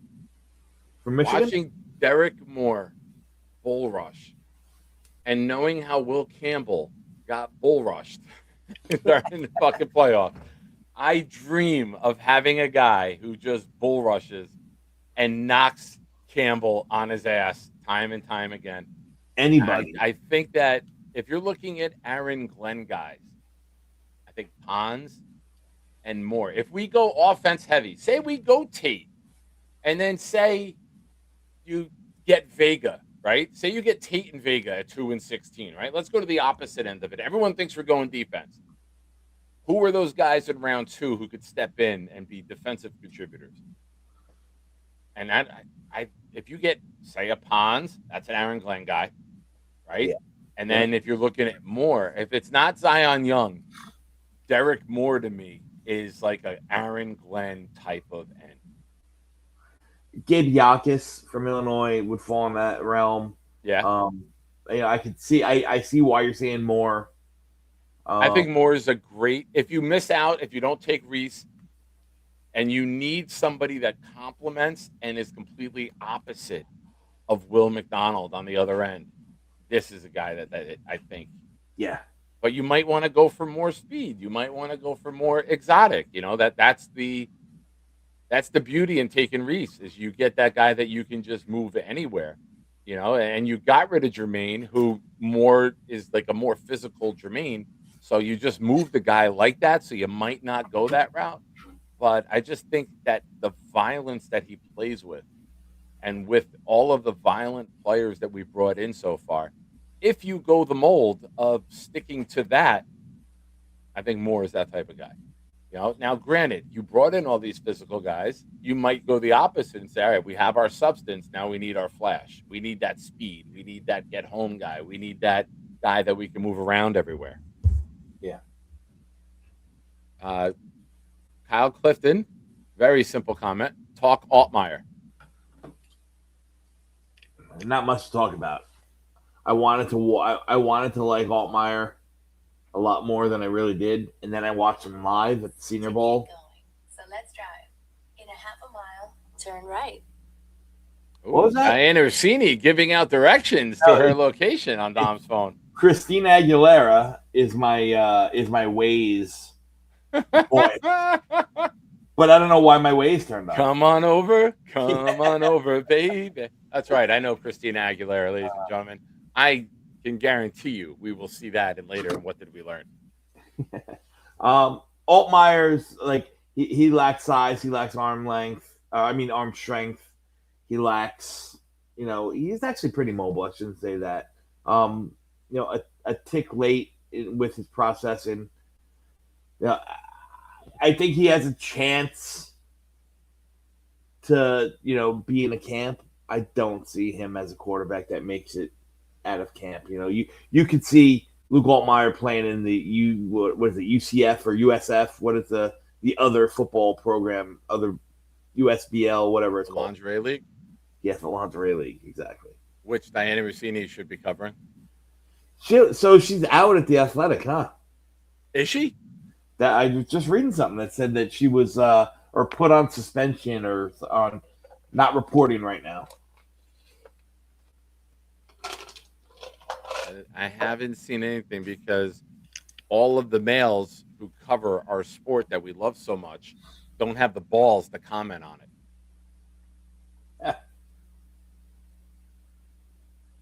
Bunch of pussies. Hennessy, what's up, man? With a super chat, the Tyson injuries don't scare you guys? Now, Dom, you made that pick. I'll let you take that. Thank you, Hennessy, for the super chat. I mean, listen, they're not ideal. Anytime a guy has nagging injuries. So Hennessy, the injury that he has right now, why he didn't run and do all that stuff, the hamstring, that does not bother me. He's an athlete. Soft tissue injuries happen. It got aggravated when he was training for the combine, and that just is what it is. I'm not worried about soft tissue injuries. I think he's healed from the devastating knee injury where he tore 3 ligaments. That was 2022. So I think he's healed from that. Is it a trend? It looks that way, but am I scared of it? Probably not. All right. New York Times put her on laid leave. Wow. Oh, wait a minute. Yes, on laid leave, not paid leave. Well done, Clancy. I missed that. Dom, good catch. Thank you. No, Clancy, it worked the first time, bro. She's on laid leave. Well done, Clancy. That's the fucking greatest typo in the history of the Nick Shine Show. Make note of that one, gentlemen. That will be an impossible typo to top. Rational Jets fan says, worst field in the NFL, I would not take Tyson. That's fair. That's fair. Listen, I can't even argue that take, right? Like, if that's somebody that they just say, no, we can't. All right. I think the Jets are in a position they can gamble a little bit. If, like, you want to take someone like Bell and sit them, you can do that. But you can't double down on guys like that. Like, you couldn't take Tyson at 16 and then Bell at 44, right? You don't want to double dip with injured guys. But not only that, but I'll say this: I'll defend my take on Tyson with the sense with this sentiment. I think that he could be. I think he could be looking back 3 years from now, 5 years from now. He could be the Justin Jefferson of this draft class. He's that guy good of a route runner. I think he's phenomenal. I think he's better than Justin Jefferson was coming out of college. Really? Yeah. Talent-wise, I think he's better. I don't know if he's as fast, but I think he's better at creating separation, better route running skills, all that stuff. I think he's that good. So he's a guy I would be willing to take the risk on. I can understand how some people would say, "Listen, great player, let somebody else roll those dice." He's just a player I'd roll the dice on. Black Jitsu says, it's crazy that we can change the field for fucking soccer, but not football. Well, here's the reason. In order to change the field for football, you have to build a tray system. We had grass at the old stadium in the early 2000s, and there were clumps of hay rolling around by November. Go back and look at Jets games, and I think it was 2000. We had grass. No, 2002. We played the Colts in the playoff game. It was dirt brown grass. You'd have to rip up the concrete and build a tray system. MetLife Stadium is not giving up their concert season and losing that money to build a tray system. That's just the truth of it. You're not going to have you might not even have the what's it called? The ability where the stadium is and how it's built and what it's built on. But you're right, it's the concerts. Yeah. The Giants football and Jets football are like a little tiny speck of what MetLife really makes. They're the dumb fucks that built the concert building. That's what they are. Oh yeah. They would never let it stop. You know that Woody and whoever owns the Giants is the Tishes? Is that the family, Tish family? Maras. It's the Maras or Tishes. I forget. Anyhow, whoever the Giants owner are and the Johnsons, they keep 68% of all the parking at any non-football event. I just drove by the stadium today. Tommy's wake was in Carlstadt, so I had to get off there and do the loop. They're building the bus. You know where the Uber lot is? Right where we've tailgated, lot E there is the Uber lot. They have tents built. Excuse me. They have tents built for all the buses. There's going to be no parking at the World Cup. You could see they're already restructuring the lot to fit what they want to do. Well, parking is going to park. There's no parking. There's no car parking at the mall or there's going to be no cars. You have to be checked for security reasons. It's going to be more locked down than the Super Bowl was. Wow. Anyone going there is getting checked before they even get on the buses from where the pickups locations are, from what I heard. Those buses are going to be awful, dude. You're asking for a fight. There'd be buses leaving every 30 seconds, they said. Now, when I left Miami, I went to the Miami game, and the bus that they have bus after bus after bus, man. It runs beautifully. I'll say that. There was a long, 60-yard zigzag walking back and forth to get to the buses. But, man, bus gets filled, boom, it's off. There's 3 different bus locations. One goes north, one goes south. I think 2 go north. I was on one that went north to Fort Lauderdale, and then there's another one that went even further north. And where I picked the hotel right across the street from the Hard Rock, the bus drop-off was right there, 200 yards down the street. Cool. So it was perfect. That's why I'd go there again. Getting to and from the stadium was so easy. But, I mean, they run a really good system there, and there's so many buses. So I don't know how it'll work. I have no interest in going to that. But, Gypsy, the thing is, with the grass surface, if you play a game on a Thursday night in November or a Sunday, and then you got to play a game the following night, there's no time to take care of it. When you have one team in the Northeast, you might have 2 weeks to take care of the surface between home games. Yeah. You might have a game on back-to-back nights the way the schedule works out. And that's where the difficulties with having grass without a tray system come in. Andrew C. with a super chat says, dudes, do you guys remember going to the local mall back in the day and going to Champ Sports and looking at all the jerseys on the wall before the internet to order them? Yeah. You'd go to Champs. Foot Locker used to have them. You'd have, what was the other one? You'd go to Modell's or Sports Authority. Yeah. What were some of the other sports stars? Foot Locker champs, Sports Authority models. I can't Is think of Champ any still more. around? No.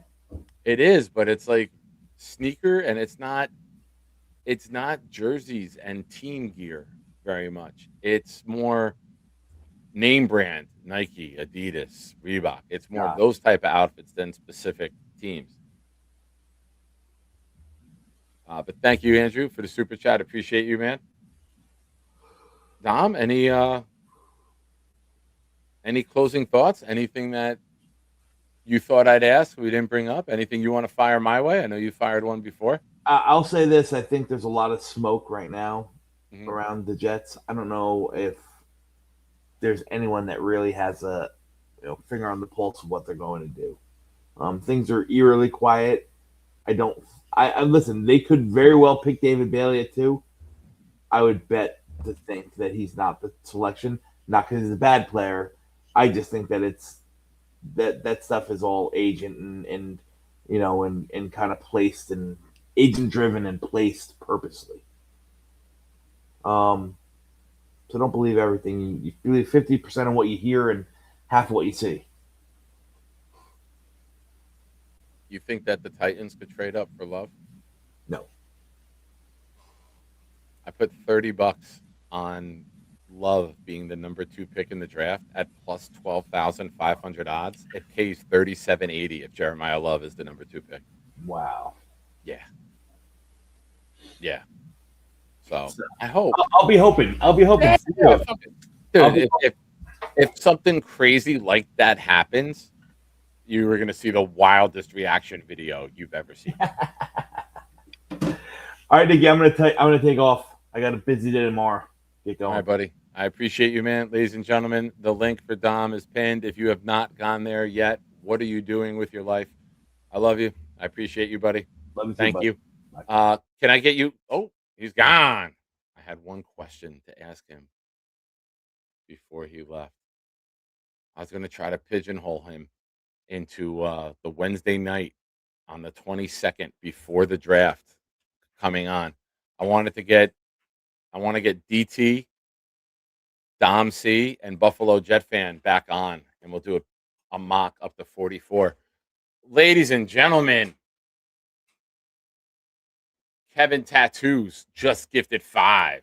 They went to Snowball, Snoopy, Lawrence Yance, Matty P, Jetted Out, Kevin Tats. You know what we do here, baby.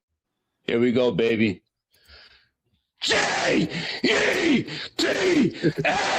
Jets, Jets, Jets, let's go, baby.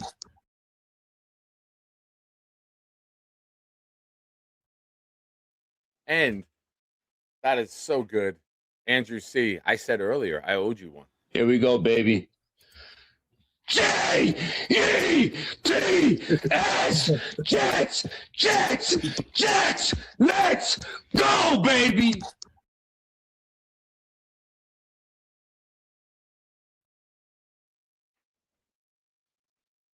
Andrew with another super chat. Remember when Joe Namath did commercials for Nobody Beats the Wiz? Joe Namath has done commercials for pretty much everything in every walk of life at this point. He's done insurance. He's done the Wiz.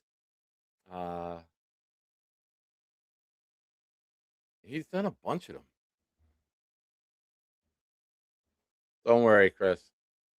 For as long as the Nick Shine Show exists, that'll be what we play when 5 memberships are gifted. So, thank you. Now, folks, it's late.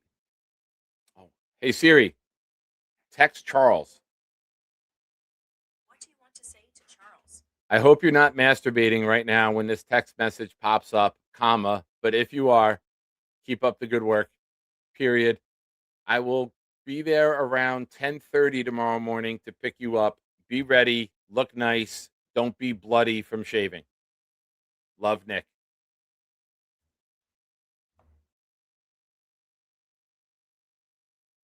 All right, that works.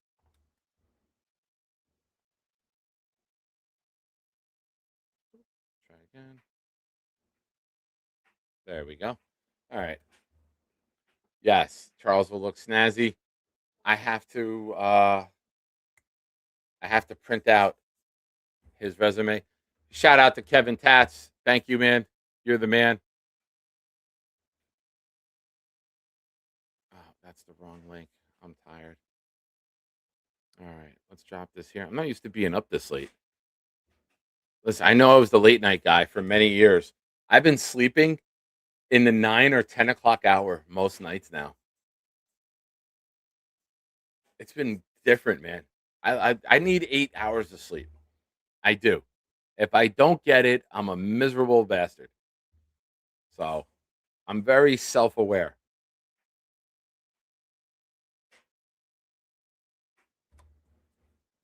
But yeah, there's times like the other day. I think Addie did a show, and it started at like 9:30. I was sleeping by like 9:10, and I wake up the next morning. I'm like, Addie did a show, and then I see like 9:38 or something. He sent the message. I'm like, oh my god. I'm like, I'm becoming a really fucking old man. Replaced pin message. Ladies and gentlemen, it's time. Charles replied, LOL, love you too, buddy. Black Gypsy, what up, dog? What up, Shine? I was just calling to tell you as soon as y'all drop them off, just hit me in the Discord. I'm going to message you my phone number in Discord. Shoot me a text. All right. That's all I got, man. That's it? Yeah, I'm going to bed. It's been a long day. Now, I have a question for you before you go, real quick. Go ahead. All right. So there's 4 hotels. Go hit all 4, or do you want me to just? Which one do you want me to go to? Also, I know you're very particular about only one vote. Should we do one application to match one vote, or how do we do this? As many applications as you want. So, Holiday Inn, Hampton Inn. I think there's an Econo Lodge next to it. So, they're all managed by the same company. Okay. So just go to all of them. You can cross the street and go to the Motel 6, whatever's over there. I just drop the applications off. And after you do that, very important, go online also. Each one of these places have an online site. Okay. So you want to drop them off in person, but still go online and do the resume. Okay. All right? All right. I will Pretty much it. I'll message you right now. All right. All right, bro. Have a good night. Deuces. Also, forgive me for not sharing this earlier.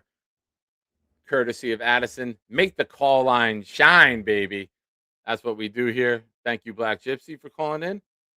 Next up, we got Lou. What up, Lou? Nick, buckle up for this one. Okay. Oh, shit. When Bill M, Jay Rees, M. Vallette, Oscar the fucking Grouch, and all these guys in 30 years from now, when their grandkids come up to them and say, Grandpa, you passed on Jeremiah Love for David Bailey? What the fuck was wrong with you? And they're going to say, oh, great, there was a disease going around. It was called positional value. So, but Grandpa, was it like COVID? No. Tennessee was immune to it, and the Giants were immune to it. And wait, a Black Gypsy told you to take Caleb Downs, and you passed on him too? For David Bailey, who works at the fucking car wash, over Jeremiah Love and Caleb Downs? Grandpa, please tell me, why the fuck did you do this? That's going to be the fucking question to these guys in the chat who don't know what's coming when Jeremiah Love goes on one of these fucking teams and gets them to the playoffs or the wild card. And we're sitting here saying, oh, but we had to follow positional value. Well, it didn't work for 30 fucking years, and now it's going to all of a sudden work and save the Jets. We're gonna take David Bailey over Jeremiah Love. Oh, but Grandpa, you did it because Breece Hall was on the team. But didn't you see, Grandpa? Did you know how to turn on Instagram or Twitter? Did you not see that he was saying he don't want to fucking be here? No. This is what's going to go down in the future, and I hope everyone is ready for it because all the signs are there. The Jets are met with Jeremiah Love because they know Breece doesn't want to be there either. If they don't get a deal done with him, they're going to trade his ass, and that's going to be that. But to take David Bailey over Jeremiah Love is crazy. I could understand Arvell, Nick, but David Bailey? Agreed. I muted myself because I was laughing so hard. This shit's driving me crazy. The only thing I'm hating on Brees, it's not hating on Brees. He doesn't want to be here. Period. If you want to think he does, they would have signed him already. They would have signed him already. That's it.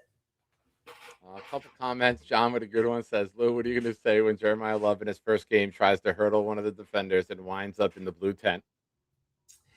May says, find somebody who loves you like Lou B loves love. That's right.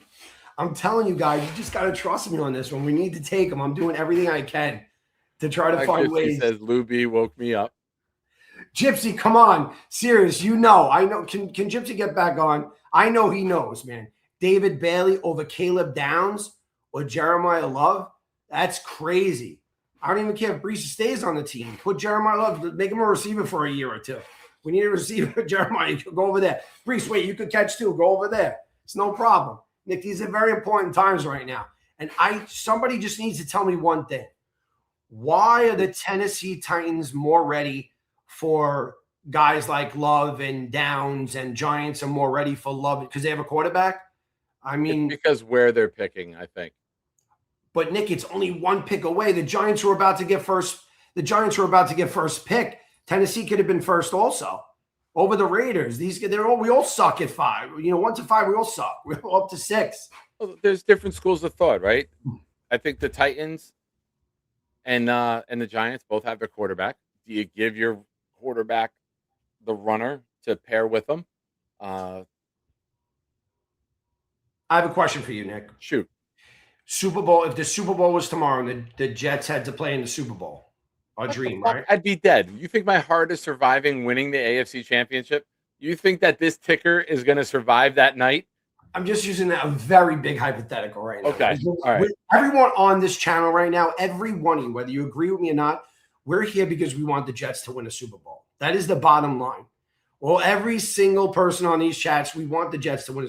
Would you rather take in a Super Bowl right now, knowing the pressure that is not just a game, right? It's pressure. Would you? And I ask this question: Geno, Cam Ward, or Jackson Dart?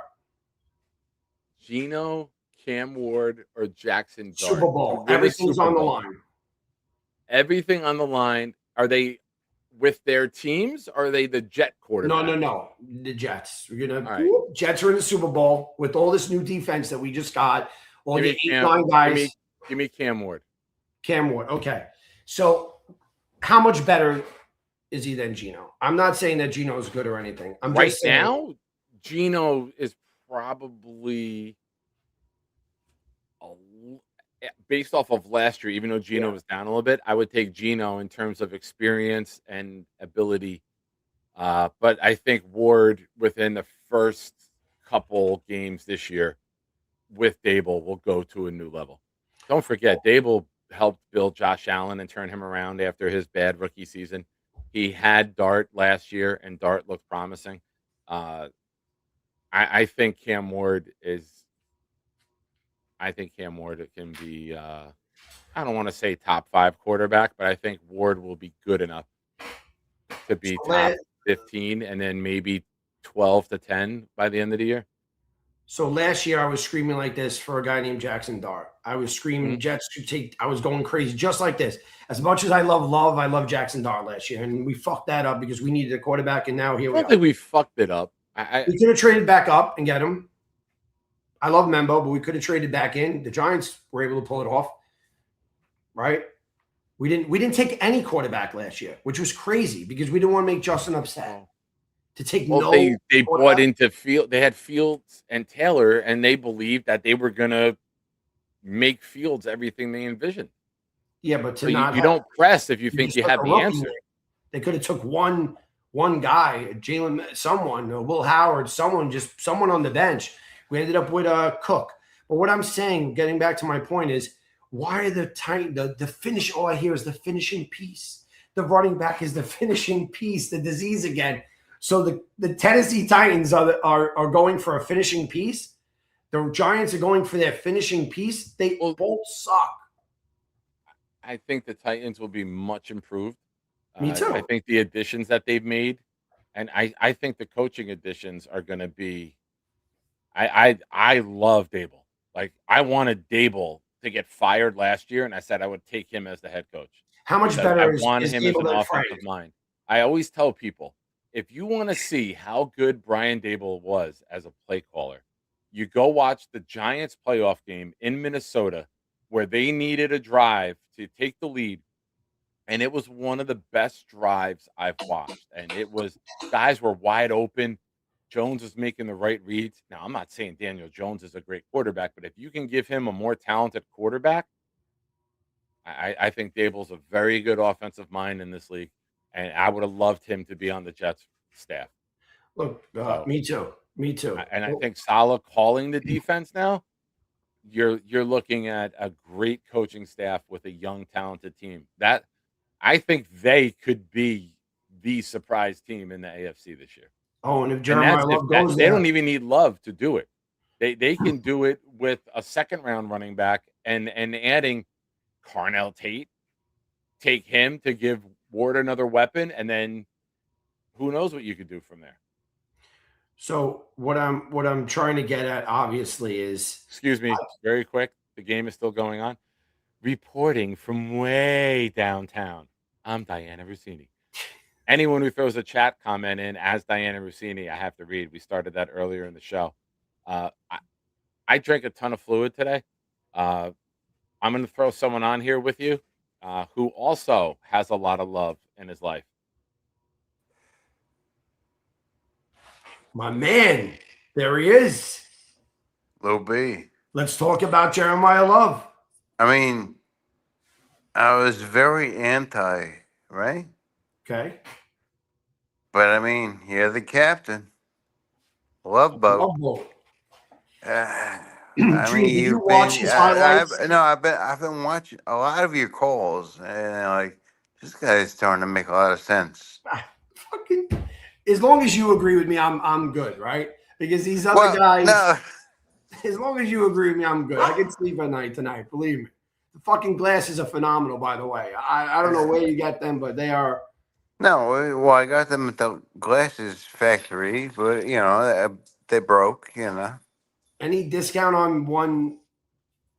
No, I didn't get them. Like they weren't manufactured like this. Oh.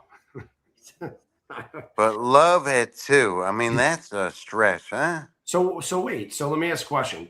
So we're gonna, if we take David Bailey over Lud, who thinks he's gonna have a better career in the next over the next 10 years?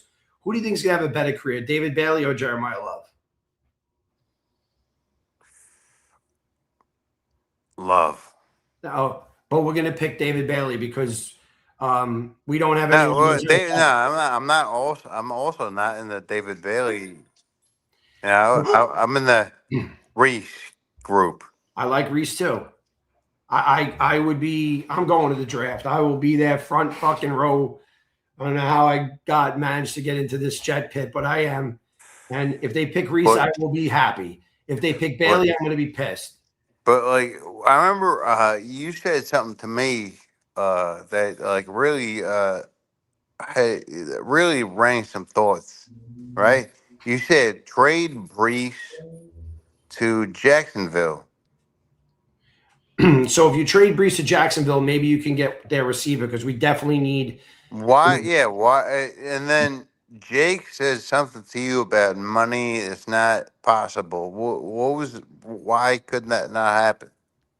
Nick, for BTJ, if you took Brees as a third and they wanted a 2 and you gave Brees and a 4th, or Brees and another third, I'm just giving an example here, guys. I didn't really think this out. But the thing is, at 16, we really need a receiver. Yeah, so we need to find another way to get a receiver on the team. So if it means taking Brees, the Brees trade that I like is trading with Washington because it's a third value. They don't have to use a third to get a running back now. You come up to 7 and you go get Bain. So what I'm saying is at 2, take Jeremiah Love, come back up to 7. You would trade 16 and Brees to move up to 7? He wants to trade Brees. Yes, I would take 16 and Brees, and they're probably going to want a little bit more. Dream. Andrew's turning into the Lou interpreter. I got my insiders are telling me here. This guy's unbelievable. Yeah. You should win as Maniac Madness. You are the best. Well, Gorman steamrolled over me on Monday, so whatever. Oh, that's right. We're working on Gorman tomorrow. We got a whole plan, Nick. Oh, Yeah. a suit. You got your suit Yeah, I'm gonna guy. get him the suit if he needs it. No problem. Anyways, back What to are you doing love. smoking inside? You got a dog. Don't be smoking in the house around the dog. Hey. Don't worry about me. Don't worry about All it. right. I don't want Happy So- to be saddy.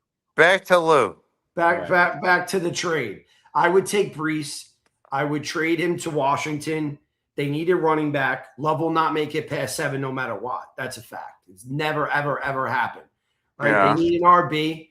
Give them Brees. He'll be happy there. He'll look. I want Brees to be happy too. He deserves it. He went through hell. They didn't use him the right way. Yeah. And we come back up to 7. And if we use Love, if we have to use 2 to get Love, go get Caleb Downs. Go get Bain. Go get someone who's going to be. Caleb Downs will be sitting there at 7. If you leave You think so? Only guys that could take him right are the Giants. Lou, right? you think so? You think so?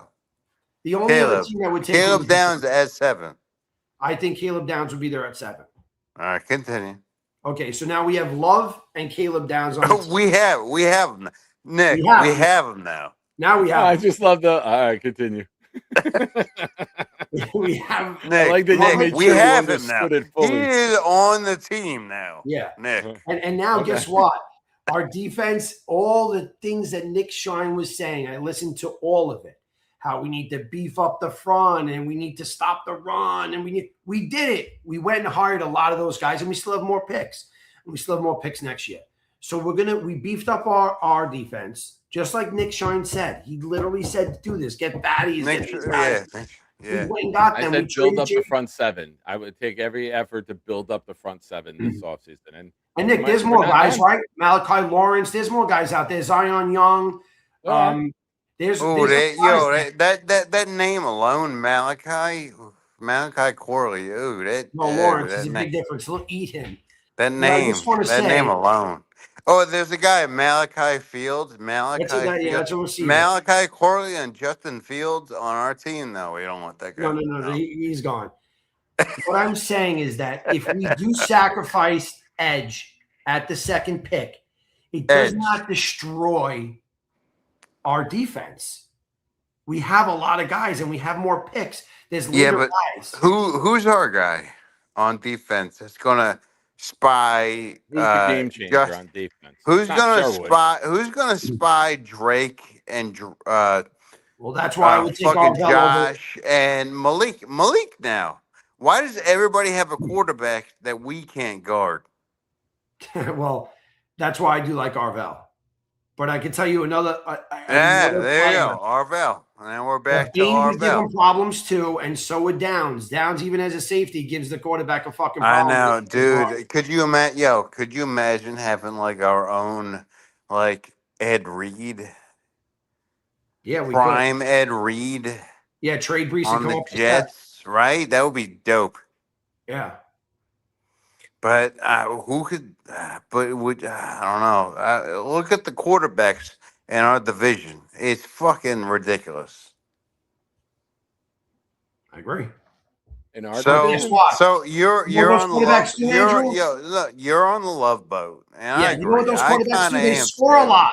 They score a lot. So you need to score also. Oh, We need to stopped them. We stop. scored 3 fucking points. You're just gonna Two field outscore goals. everybody. What'd you say? How's that work for Joe Burrow? That is. You know what? That is a very good point. But guess what? We built a pretty good defense right now. So I think that this defense is Our, better. our defense is And good. there's more We haven't guys out put- there. Our There's more defense guys has not even put on the field yet. No, these guys are experienced. Not going to forget what they do for a living just because they have a green jersey on. There's very experienced guys. They went and hired. They hired them. You what's it called, can't like just assassins, outscore mercenaries. everybody. You can't just outscore everybody. No, You can't. Can't. We definitely don't. No, well, actually, no. You are right about that. We outkick them. How about give us 20 fucking points a game? How about that? No, we're talking about everyone on every show. All they talk about is defense. That's not true. Uh, Shout out to I mean, Boomtown. I envision this being the literal conversations Moochie and his team are having word for word these days. Well, done, Right? Stu and Andrew.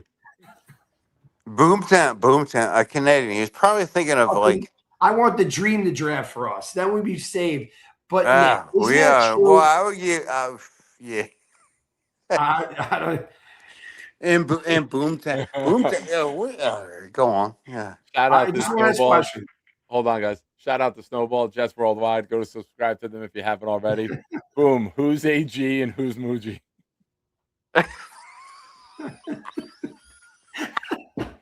I feel like I'm Woody Johnson in this situation. Getting back to it, Nick. Why does every single podcast only talk about defense? I haven't heard a fucking word about offense. Well, he's got a what do you mean point. you haven't heard a word about offense? Nick, What do you no mean? one's At pick saying two? go after. I mean, Nick. Do you mean at pick two? No, in general, like everyone's talking about defense. Yo, Lou, 16. Yo, Lou, Oh. do you Hold on, Dream. Andrew, hold on. All right. So Reese Bailey talk at 2 is the most popular, but at 16, there's talk of Vega, who's guard, Okay. Tyson, Lemon. A lot of people hope A Lemon. lot of those falls. receivers won't Sadiq. even see 16, Nick. But I think a lot of those, unless we trade up or do something like that, those really good receivers won't even be at 16. Yeah, but if you're looking at 16, the talk around 16, the hope is Vega, Sadiq, Lemon, Tyson, Cooper. Like, I don't think many are targeting defense at 16. I think that's where everyone is thinking offense. Cooper's going. We take Cooper, it's going early. We take Tyson, it's risky because of the injuries. Yeah, but you can maneuver. Gone by the You can- Rams. You have the assets to jump up if you really love one of those players, and you have the ability to fall back if you don't love any of those players there. So I think you're going to see in the first 4 picks, I think it's going to be even. Originally, before free agency, as you know, I was take 3 defense, 1 offense. Yep. Yeah. But now Yeah. I think you Yeah. could see it evened out. I just feel that there's Here's not a lot of can like I offensive can I love. speak for a second? Yes, sir. Go ahead, buddy. I think that Lou B thinks of like the late '90s Rams with Kurt Warner, and he wants us Marshall to be Faulk. the greatest show on turf. I mean, Very underrated player, Ricky Prohl. oh yeah, unsung hero, Ricky Prohl. Isaac Hakeem, Isaac Bruce, like Yeah. dude, dude. You were alive to watch that shit now, and Right. we were all sitting in our fucking chairs, looking like, "Oh my god, why can't we do that? Right? Why can we never do something like that? My Right? favorite running back of all time was Terrell Yeah. Davis. I was at 2 Super Bowls and watched him run like a cartoon. Oh my And god. he got hurt on yeah. a defensive fucking play. Which was tackling somebody or some shit. Yes. The worst. Oh god, the A really greatest serious show running on back to turf. save us. Nick, by the way, Dom C on one of the shows I chatted in, I said, would Jeremiah Love help us win right now better than anyone? And he said, yeah, he agreed with that. I have a video of it. I think I sent it to you actually. But if we're looking to win now, Bailey is not the win now solution. I think Jeremiah Love is a better win now solution than David Bailey. I don't think we're looking to win now. I think No. they want to win now, but I think what they're looking to do is add as much talent to this team as possible. And if it leads to wins, great. Who's going to complain about that? But we need an edge rusher. We need a nickel. Yes. We need a wide receiver. We need another tight end. We need to finish the offensive line. We need another wide receiver, maybe 2. Also, I was on the phone with Nick a couple of weeks ago, and I think Nick believes in A.D. Mitchell. When were we on the phone? I mean, I was on your show, but right. not on the phone. Oh, you were on the phone. I'm on the computer. Okay, I got you. Yeah, I like A.D. don't know you like that. Sorry. I like him. I watched him burn people, but they couldn't throw it to him. Yeah, but Nick was like, I was like, Nick, and Nick was like, I think we have our WR2. I was like, I think you can't get a true read on what A.D. Mitchell is when 4 of the 8 games he was here, Brady Cook was his quarterback. I think Fair that enough. on film, you saw Mitchell get open. I think Mitchell has the capability and the ability to run past almost anybody in this league. And I think if you have Garrett Wilson out there drawing a double team, But I'm also And then with you Lou add B. another weapon in the draft. Say it's Cooper Jr., Lemon, Tyson, and now you have Mitchell going over the top when you have two guys who might have to command But double teams. he's I not think it's the proven. perfect mixture. He's not proven, and I'm also with Lou B. I think we should trade Breeze. Oh, man, yes. Right. You're the man, the dream.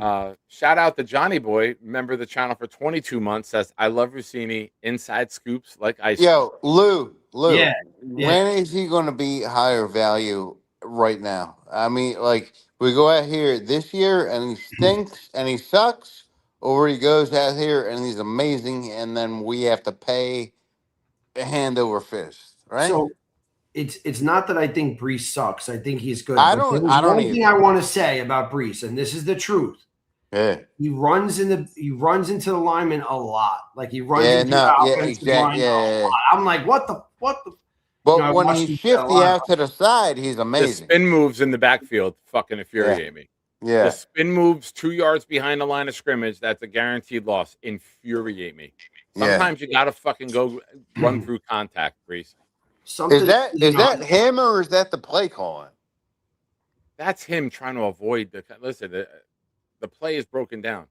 But spinning in the backfield 2 yards behind the line of scrimmage to make it a 3 or 4 yard loss, it's just allowing the rest of the defense to close in on you. Sometimes it's better off just put your fucking shoulder down, run through the guy, fall forward, get back to the line of scrimmage. And now, all right, now let me ask you guys this. What do we think about Braylon Allen? Is he I wish we got more from him last year. I know. I would like to have that answer, but it's to be. We Me don't. and Nick were at the It's a game question together when he mark. got hurt. They put him into fucking run back kick. They had so many That other options for that run back Dolphins kicks. game, that Dolphins game was just wrecked his career almost, right? He fumbled on the should've one, never and been then in. he was done after the return. We had If I so many can other guys describe to the return. Dolphins game, I would describe it like your glasses. It started Yeah. off great, they're straight, and then it just started tipping over. We had that great drive to get to the one. Braylon Allen fumbles at the one. We give up 99-yard drive. And then Braylon Allen returns a kick, which he shouldn't have been doing. Never. Then he gets injured on that. Then Isaiah Williams with the botched fair catch at the 2 or whatever the fuck that was. And then he got cut, and then came around and won the team MVP. Yeah. What a team! What a team! Now, Dream, What? if I'm able to make it happen, as long as it's not a 1 o'clock game in September, I would love to go to the Miami game again. If I'm going to travel, I want to pick a win. I think we can beat the Dolphins. Yeah. So if me and Lou are down there, you going to come down to Miami and see us? What? Yeah, I would love to make that happen. All right. Dream, where are you? Where do you live? Jacksonville. Oh, gotta fucking come. So it's like 3 hours south of me, right? Drive. I also got I got a guest bedroom. You and Nice, Nick bro. to be Appreciate fine underneath the comforter. You got an extra pair of glasses? Yeah. Now wait a Yeah, minute. yeah. To be Yeah, fair, yeah, during the yeah. season, he offered me and Jake to come down there and cuddle up. for Jake's the out. Yeah. Jake's out. Yeah. Oh man. Black Gypsy's in for the Miami trip. No, I know Gypsy's in for that one. Gypsy, All right, well, I know I don't you know. I some don't of the have shit an I'm extra saying is bed true. for Gypsy. Could Gypsy call in? If you're smoking in the house, Gypsy can have my spot. I don't do that. Well, what's Gypsy? Does Gypsy drink, smoke? What do you do? I think. Character. Are you trying to stock up the bar now? Yeah. You never know. Body stuff that Gypsy wants. Dream will take care Well, of. you're sober. So, Lou, are you a sober guy? I don't drink. I don't do drugs. I drink decaf coffee, green juice, and protein. And I'm in the So nightlife. I'm the business. only fucking maniac over here. Okay, all right, fair No enough. alcohol. Zero. You're one of one, Jim. You're one of one. One, but yeah, I do have an extra Now, bed. hold on, Gene. You said something interesting, and somebody called back in. He's got to question you. What happened now? What happened? He told me to call in, so I called in. Well, No, Dream oh, invited oh. you to sleep in his house. His No, guest No, he that's said, not. That's well, not you're what I taking my said. spot because I won't sleep in the house if they're smoking. Me and Lou be cuddling up, man. No No, thanks. it was You won't be able to see us cuddling. it was a situation, and then you came up. All right, somebody explain, please. So me and Happy will be outside with the clean air, even though it Yeah, I might mean, be yeah, humid as fuck and I might yeah, die, but it'll no, be worth easy. it. I'm in Miami, man. Like I'm good in Miami. Like you All guys right, come all here right. and So somewhere to stay. it did involve Miami. So Well, Clancy, coming. if you've smoked in the house, I will not. No. Yeah, you can't smoke in the house, bro. Cigarette smoke, I can't do in the house. Yeah, Like, so never. weed and cigarettes, like oh, it's in the house. you're a weed smoker. Yeah. All right, fair enough. Hey. Weekend at Andrews. Yeah, It'll be a Andrews, but blast, that would man. be It will be a wild. lot of content. I can't. No, I get randomly drug tested for DOT. You know, I can't. And you pass? Yeah. Look at your glasses right now. You pass? Well, yeah, Well, bro. that's the glasses they read the drug test with. Oh my god.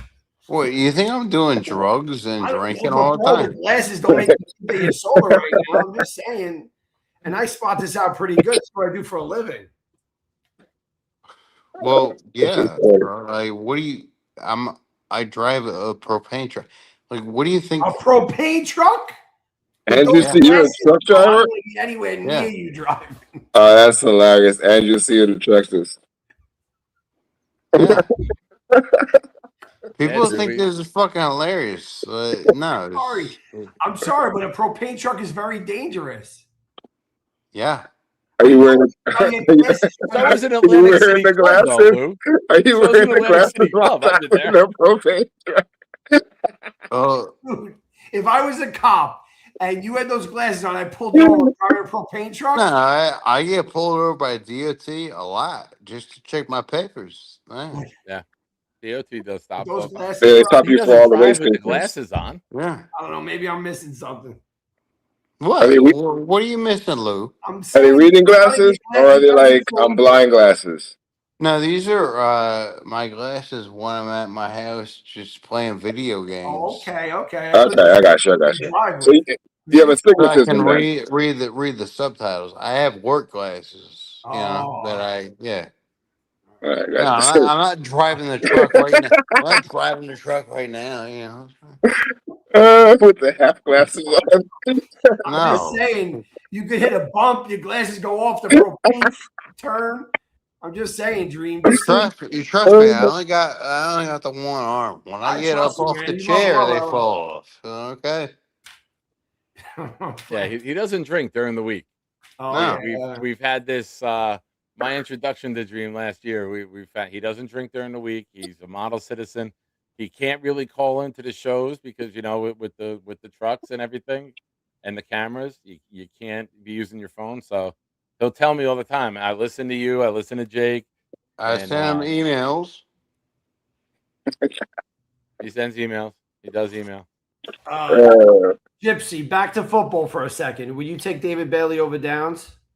Fuck no. Will you take David Bailey over Love? Exactly. I wouldn't take the.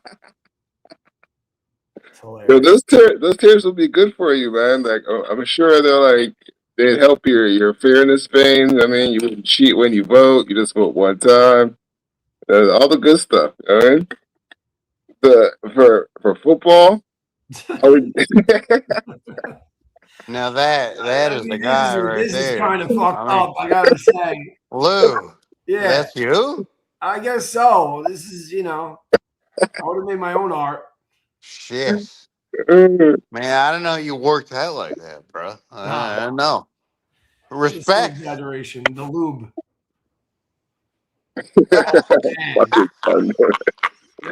Yeah. Thunder. I know this is by far the funniest person on any of these shows, dude. Hilarious. The shit that comes out, he just reminds me of old school military. The shit that comes out of his mouth. There's no filter. We just talk tons of shit all the time. Fucking hilarious. In football terms, I don't want Bailey at any pick. Bailey I agree. There you Give me go. Give me Reese. Oh man, Oh, Clancy. I would be okay with Reese. I could sleep at night. Definitely. Right? I mean, like, yo, Gypsy. Reese versus Drake May and Josh Allen. Come on. The person that I want is Bane. I don't want Bailey or Reese. Like, I like Bane. I got to see Bane play. He's Bane got is a, good bend. he's a monster. I don't care about his bend or any of that. The guys that just won't stop, that they find a way to get to where they need to get to. I like Those- Hashtag I like Diana you. Rossini. You would Exactly. No, I like So Reese. you, Yeah, yo, Gypsy, you're like, oh, the short arms, fuck all that. Like, my number 2 pick would be Love. Or down. Oh, Like, on the He low said it, Andrew, you heard boat. My number You're on the two, love boat my with number Lou 2 B. player is Love. I think the 2 best players in the draft is Downs and Love. And then what? Yeah. Send Breeze packing? No, I would have both of them. I would keep them both. Like, if Brees wants to be malcontent, let him be malcontent. Like, I have you by contract. Like, you're gonna either sit out and ruin your career or play football. Or At the end of the day, you know, send him where? For a wide receiver? Right? if you could trade him for something, trade him for something. But that's not going to happen. We're not going to get Downs. We're not going to get Love. We're not going to get any of the people that we actually want. We're going to get some people, and it's going to be like, all right, Arthur Reese is a project. Everyone's saying he's not a project. He's a project. And I don't trust AG with projects. Yeah, I mean, you know what? Yo, fuck yo, dude, you're fucking right. I swear to God, I don't trust him either. However, that's the job you wanted Charles. That's the job you wanted Charles to do. He however, emailed me this photo. He's like, maybe Charles is the best damn fanboy. I mean, ever. dude, yo, He doesn't even know it. when Josh Allen takes off and running, who's gonna catch him? That's the only thing that actually like Reese Does would that be not good scare at. the fuck out of you? Like, I think AG getting players that are smart is a good thing for him because he's just gonna direct an order through Demario Davis and say, "Hey, look, this is what I want these guys to do," and then they can communicate on the field a little bit better than last year. So maybe the defense would be like, Gary. Oh, maybe the defense can have some like tune to it, like. So what's going to happen when Josh Allen takes off and he runs for 40 yards on us? The What do we do notorious then? B.O.B. is going to get him. They stopped playing QB spy. So Bobby Midnight is going to tackle this That's the motherfucker. notorious B.O.B. He's got the Biggie sweater on. Yeah, he got the Gucci on. Seriously though, dude, serious. Who's going to get him? No one's gonna get him. Just if you notice, We're there's just nobody. going to suck then. All right, Nobody- we suck. Hey nobody's everybody, playing- we suck. Nobody's playing here's QB that's spy the anymore. one. Oh, that's the suit I Mr. bought? Bellhop. Is that the suit I bought? It's not what my money was wasted on. That's the suit.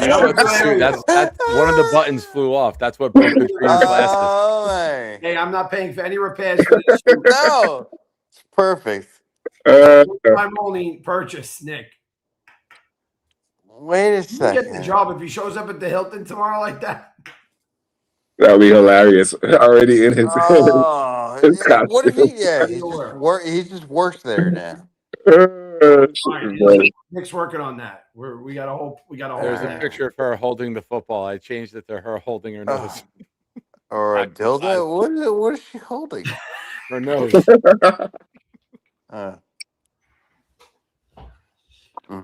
Man, I don't know, tried- guys. he was Draft holding is the in What, a couple what are days. we, She was guys? What holding are a we football. doing here? Hold on. She was holding an NFL football. And I Oh, told okay.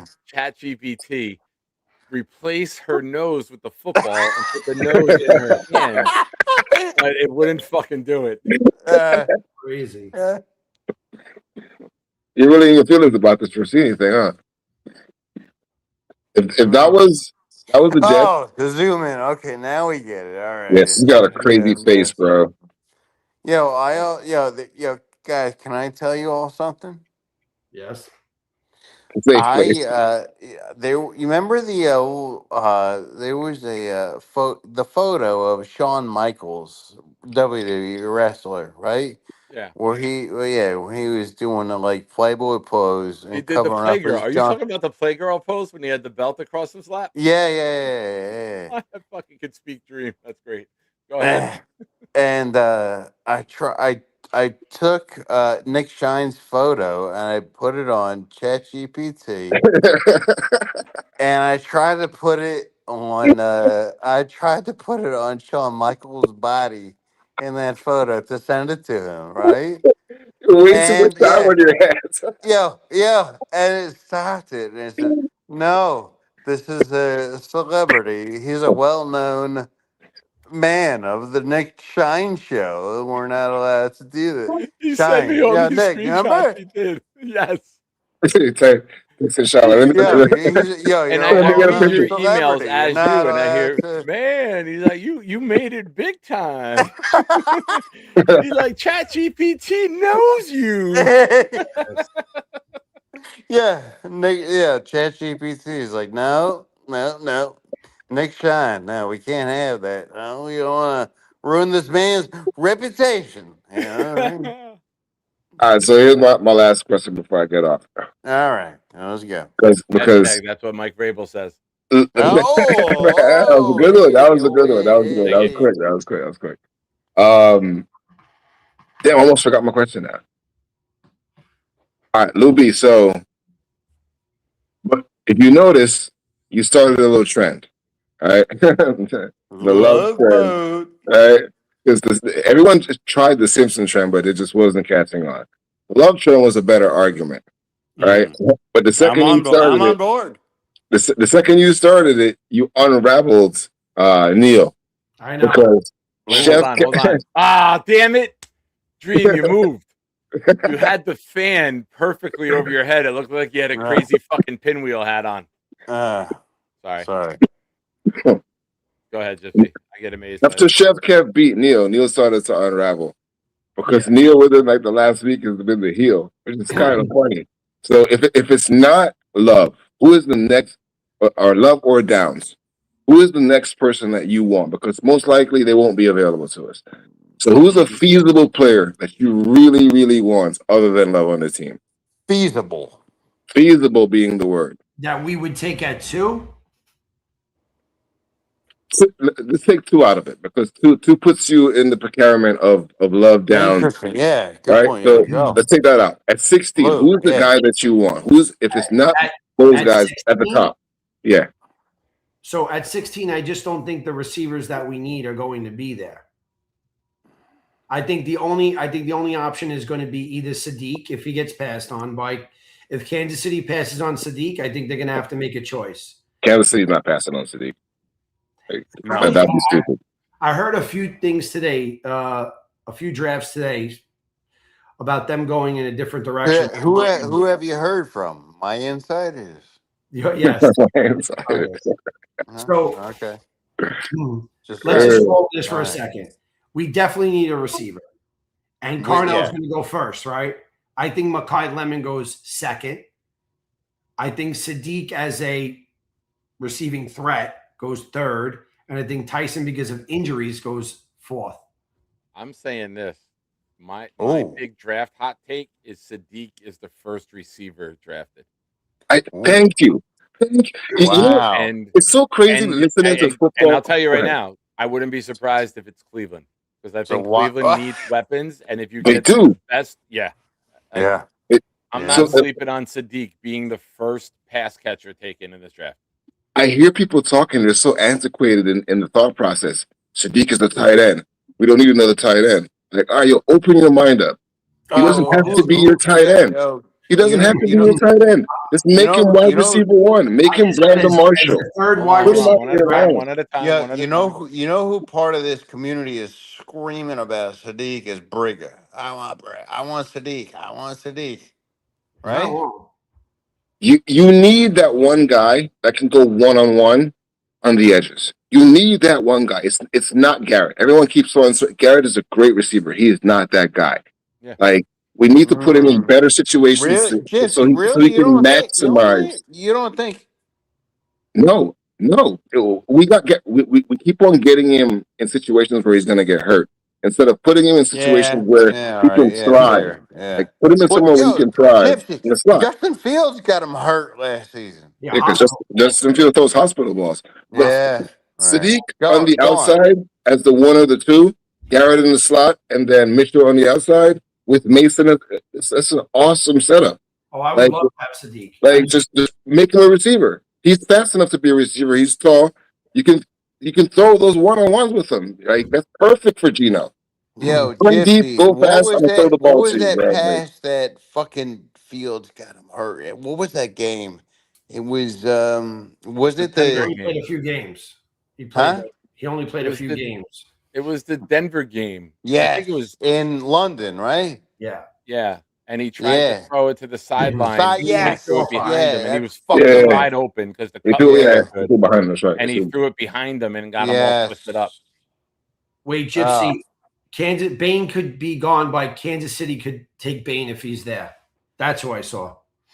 So if two linemen go, if there's a lineman that goes anywhere, if Arizona takes Francis, let's just say, Hey guys, and check it the out. Giants take Sonny Styles, let's say, instead, let's say Tennessee takes Oh, there you go. there you go. Then Back to a Lou. Sorry. if Kansas City takes Bain, which is possible, it's not impossible. Yeah, Yeah. Continue.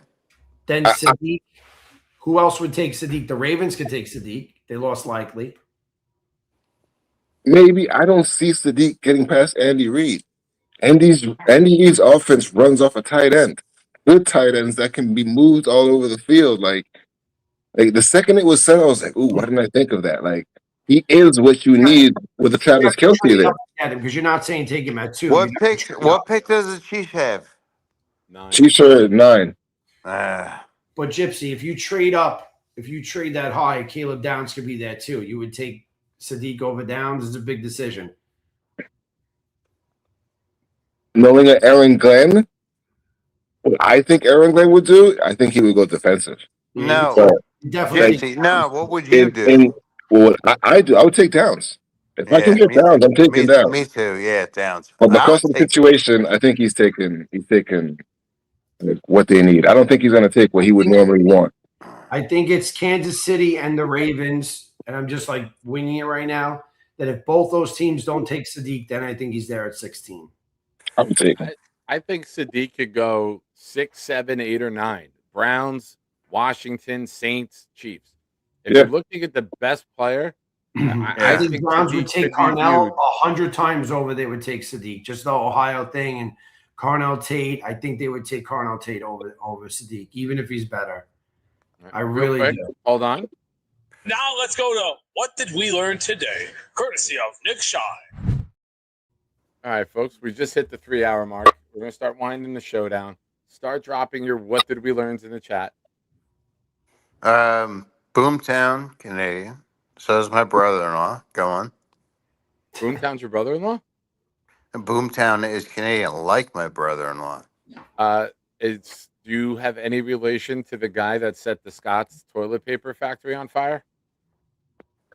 No, I don't use toilet paper. I have a bidet.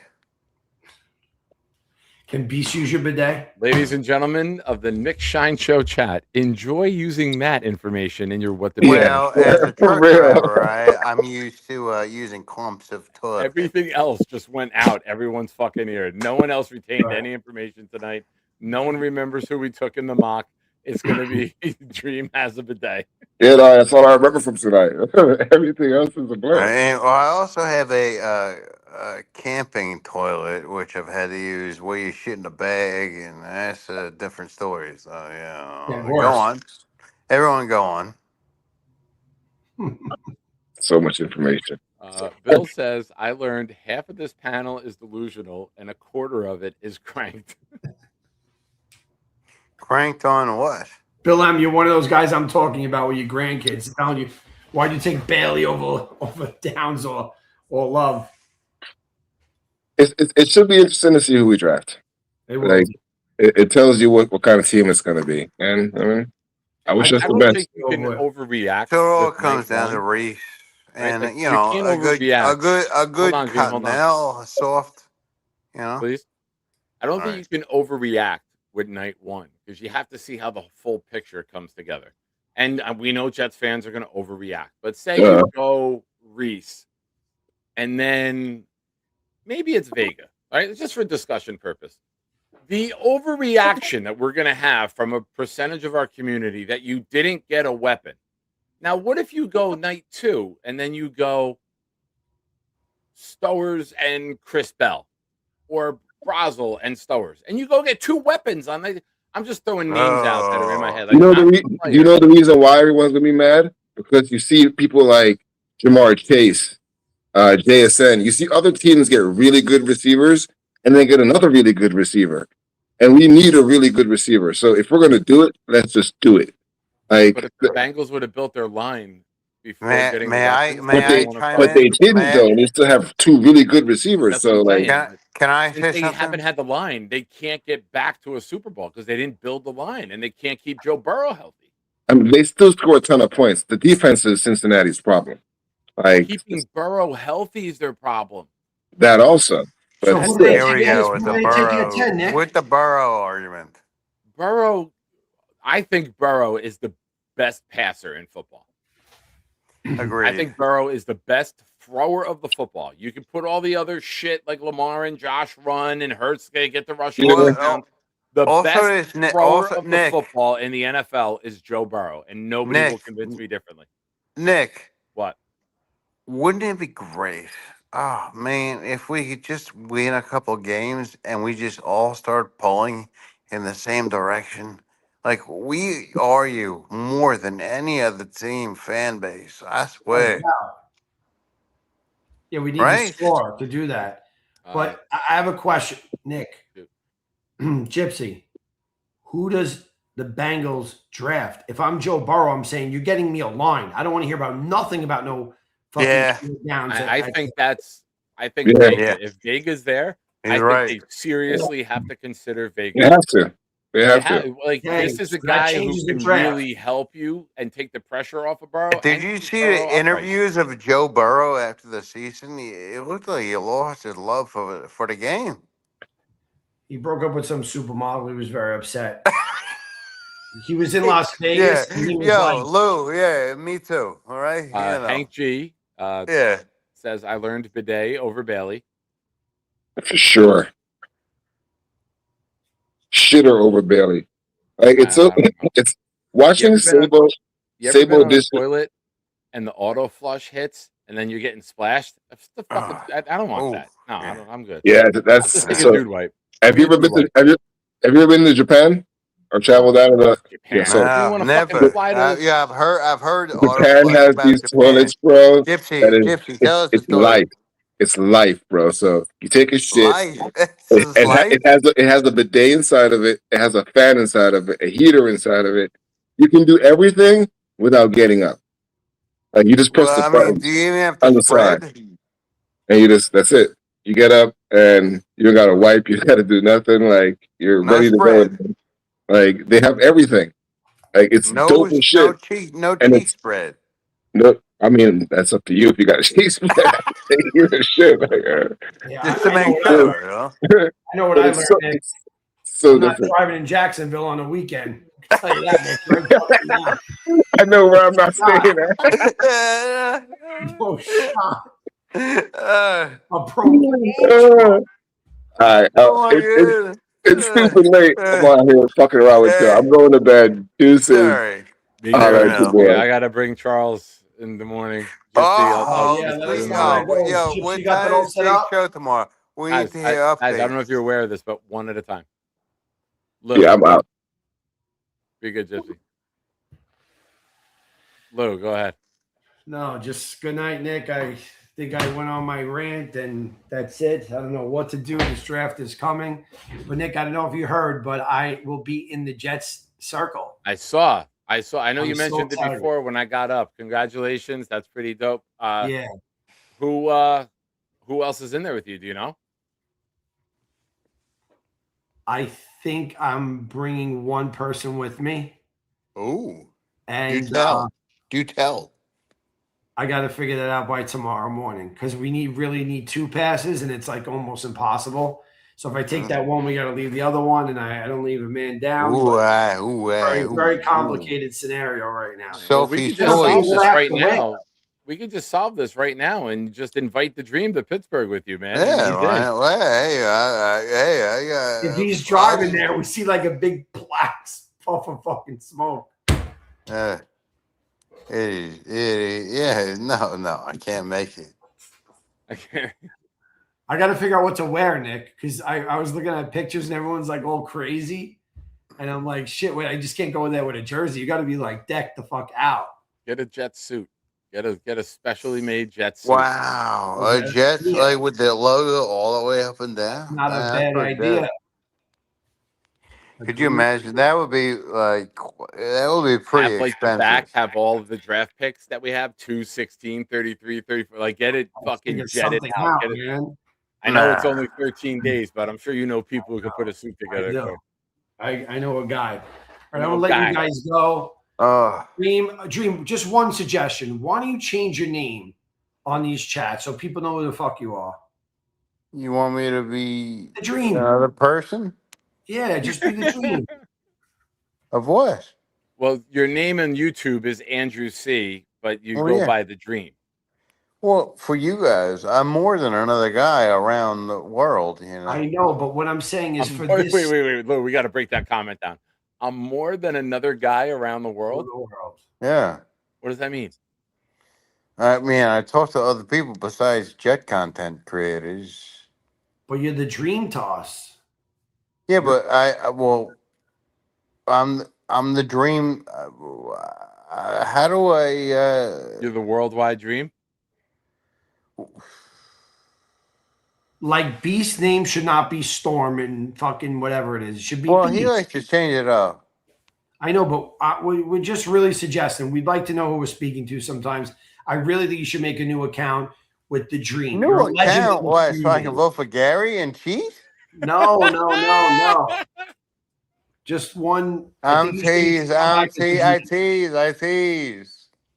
Get what I'm saying? I think what I'm saying is making sense. Yeah, I'm a one account guy. I don't know. Also, just so you know, I was talking to Clifton earlier in the chat, right?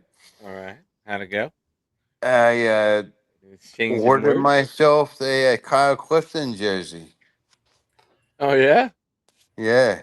Nice. Right, and he was like, "Well, why did you do that?" This is all down in the Nick Shine Show conversation, right? Right, and I was like, "Well, obviously, remember when my comment earlier was like Champ Sports? Remember when you And I was like, Clifton, there's not exactly Kyle Clifton jerseys flying off the shelves, yeah." Nick, did you hear the Dream bought a Beast a bowling ball and then he sent it to him? And Beast didn't even say thank you. He's like, Well, the Dream emails me. I know a lot of we need to get him to drill the holes in the right spot. Hold on a second. Sorry. Dream. Sorry. He sends me a lot of his ideas in email. That's how the Charles fan boat thing came. He's like, maybe Charles is the best fucking goddamn fan boat driver in the world. He just doesn't know it. We can come down here. He said to me in the email, I'm going to summarize. I've stashed some money away. Me and my buddy have a dream business. We're going to be python hunters, and we need a fan boat operator. Maybe Charles is the best damn fan boat operator in the world, and he doesn't even know it yet. Would he be down to work? An operator, a captain. Yes, fan boat captain. Yes. Dream's mind is on another level, bro. Dream's mind is you are. Also, I did send you a picture of Charles on a fan boat with snakes covered in snakes. I put that up earlier. You just posted it. Did you? Where? That's it, right there. All right, gentlemen, I appreciate both of you. Andrew C. Dream, thank you so Yeah. much for the super chats. I appreciate you. Yo, thank you for letting me into the chat. I know that was a risk for you because you never know. Because You're welcome you know, anytime, man. You're What's welcome risky is anytime. driving down 95 in Jacksonville. That's what yeah, love you guys, man. I love you too, buddy. Have a good night. Be safe. Later, Nick. All right. Lou, take care, man. We'll talk soon, pal. Thanks. Whew. That was fun. That was a fun show. I hope you guys enjoyed that. We covered a lot tonight. God bless Jets fans. All right, folks, it's that time. I've given you enough time to drop your what did we learn. Now we throw it to the legendary, iconic, wordsmith, Canadian descent, the one, the only, the 2029 loving legend, Boomtown. Hey there, Shiners, you made it to the end. It's time to ask the question. Nick Shine would like to know, Canada's taking names. Boomtown always delivers. Let's find out now. What did we learn today? There's no way Dream could wipe his ass on weekends anyway. Going back, making sure I get yelled at sometimes because I miss what did we learn. But drop yours if Black Gypsy, I learned the dream is multiple people. Do what Bill just did, ladies and gentlemen. If you are a channel member, drop that what did we learn like Hank just did as well. And folks, it is that time to kick it up to the great Boomtown. And Boomtown, please drop it like it's hot. Also, folks, I need all of you to start dropping your what did we learns. We need all of your input going forward. Hashtag that's what Diana Rossi said. And since you guys were so loving tonight in the chat, I appreciate all of you who contributed to the program this evening. I'm going to gift 5 as well to give back to you awesome folks. I can't tell you guys how much I appreciate you, which gives us, mine went to Jojo Townsell, Franklin Fung, Bear Cuts Hair, Derek the Kansas Jet fan, and J-Lag. Now, Boomtown learned Nick's camera had the zoomies tonight. Nick took a page out of Gary's book and painted with a broad brush. Genergy let go of the rope, but picked it back up shortly after. That was great. Double bonus. Oh, wait. We're missing the bonus, Boom. I'm missing the bonus. You're going to have to send that to me in Discord. Double bonus. Congrats to Clancy on the greatest typo in show history tonight. Grandpas everywhere years from now will have a lot to answer for. Triple bonus. Lou B and Dream gave us a rare glimpse behind the camera in the draft room.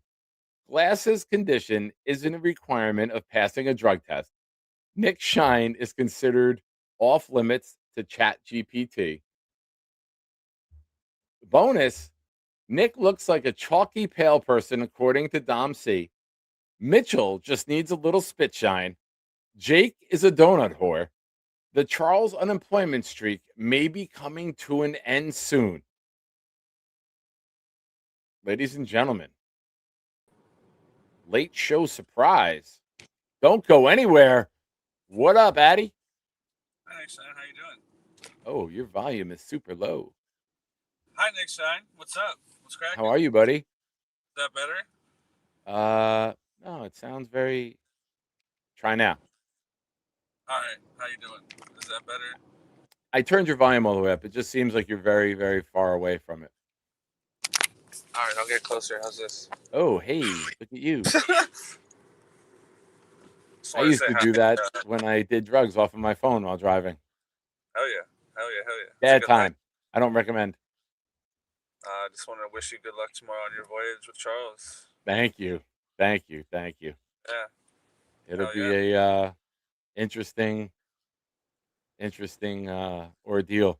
This will be Charles's first time in the car with me in the front seat. Oh man. I'm curious if he gets in the back or if he sits in the front. You have to give him a boost to get in the fucking truck. Hey, you were with me when I picked him up. Nikki's been with me when I took him out the first time. When we went up to Chef Kevin's, he was in the back. Mark Reese was in the front.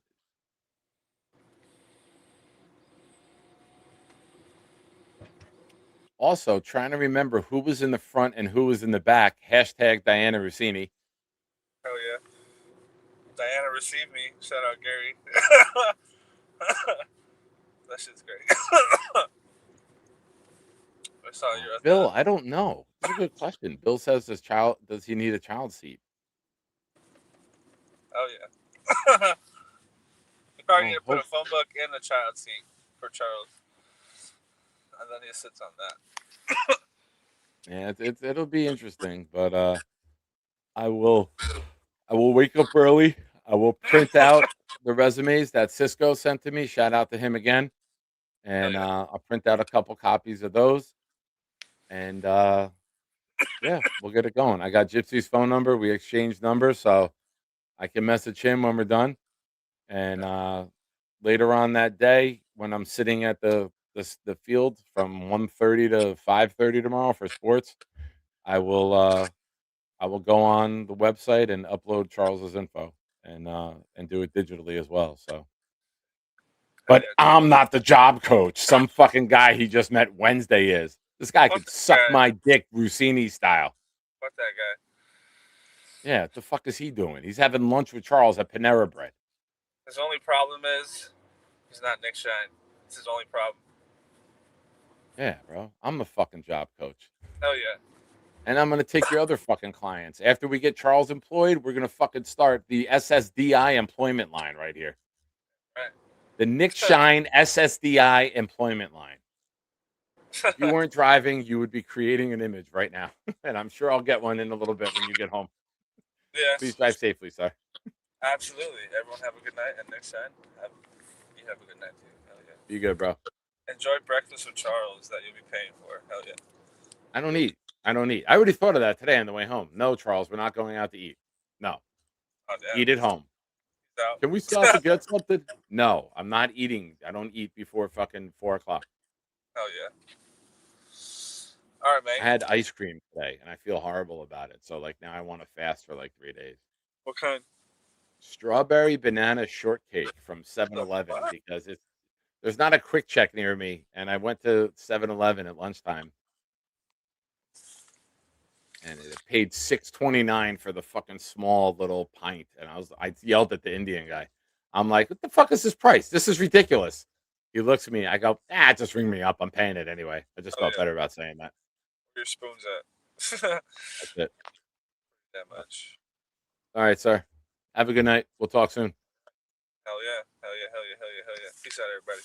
Later, bro. Shout out to Addy. The Addy Show, found on the Legend of Bobby Midnight YouTube page. Kevin Tatz, I learned Charles gets to sit in the big boy seat tomorrow. Nice. Kevin again, is Rossini style just a tip because her nose gets in the way? Oh, I don't know. Her nose probably it'll tickle your hip because she's probably got to go sideways at it.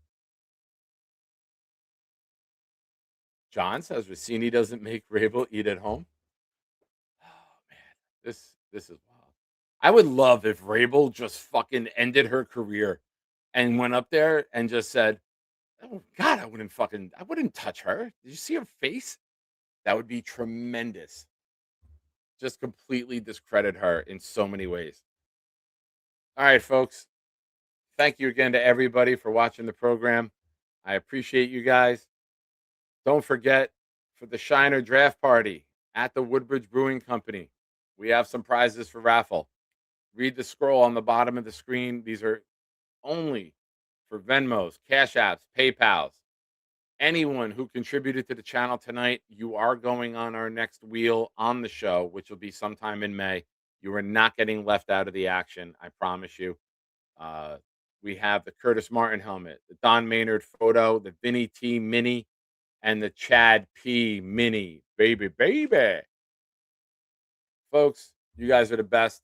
I love you guys. Thank you for being such a big part of my life. And again, for those of you that may have missed it, I went to Tommy's wake tonight, gave all my love from our community to his family, gave his brother my phone number and said, listen, when things settle down, we have an awesome community that's chomping at the bit to help out with Tommy's kids. Let us know how we can do it. So stay tuned for that info. Either myself or Jake will have that. We'll get that out to you guys as soon as we hear anything from them. You guys are the best. You deserve the best football team. I am not used to being up this late. You could tell how tired I am. But folks, the New York Jets, 13 days from now, we will know. Actually, 12. It's Saturday.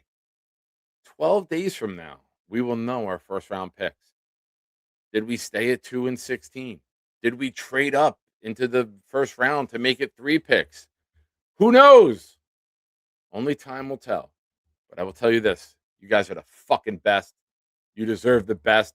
So the best intro, outro song in all of YouTube will come up right after this because I gifted 5. Peace out, Tommy. We love you, buddy. Rest in peace, bro. Here we go, baby. J-E-T-S, Jets, let's go, baby.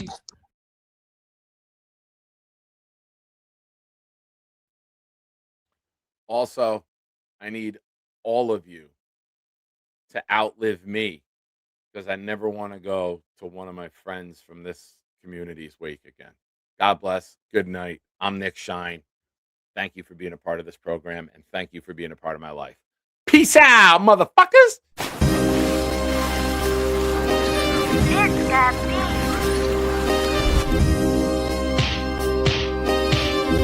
Gentry covered in football. Any day, any night, we all shine, bro. First class shine time, the Nick Shine Show. Anytime on YouTube, if you don't know, the Nick Shine Show, the Nick Shine Show. Dim the lights, but it's still bright as Nick time. Day or night, this is his prime, it's Nick Shine. Proud fan, well defined to get in line. Toe to toe with any show, he only got 9. The best show on YouTube, bro, is easy. We talk Jets all day, please believe me. Subscribe, you just gotta click a family. We not a click in 3D. You can see a beautiful DP. We see through the fake teams and the tea leaves. So we pray for a coach and a QB and hope that we close to the top in the new league. A toast to the host with the most, Nicky. Who, me? Any day, any night, we all shine, bro. First class shine time, the Nick Shine Show. Anytime on YouTube, if you don't know, the Nick Shine Show, the Nick Shine Show. Fantastic. Charles, how do you get the job? Show me your butthole. Hey, all you shiners, it's time for something cool. I'm here to do my part. I'll drop a stinky fart. No chicken soup for you. I'm gonna eat it up. And then I'll do a show and talk about the Green Hornet. I got a new laptop. You know it doesn't suck. I'll need to keep it down when I'm making too much noise. My mom will pull the plug and Dennis smack my ass, and that will surely blow. Hey, fuckers.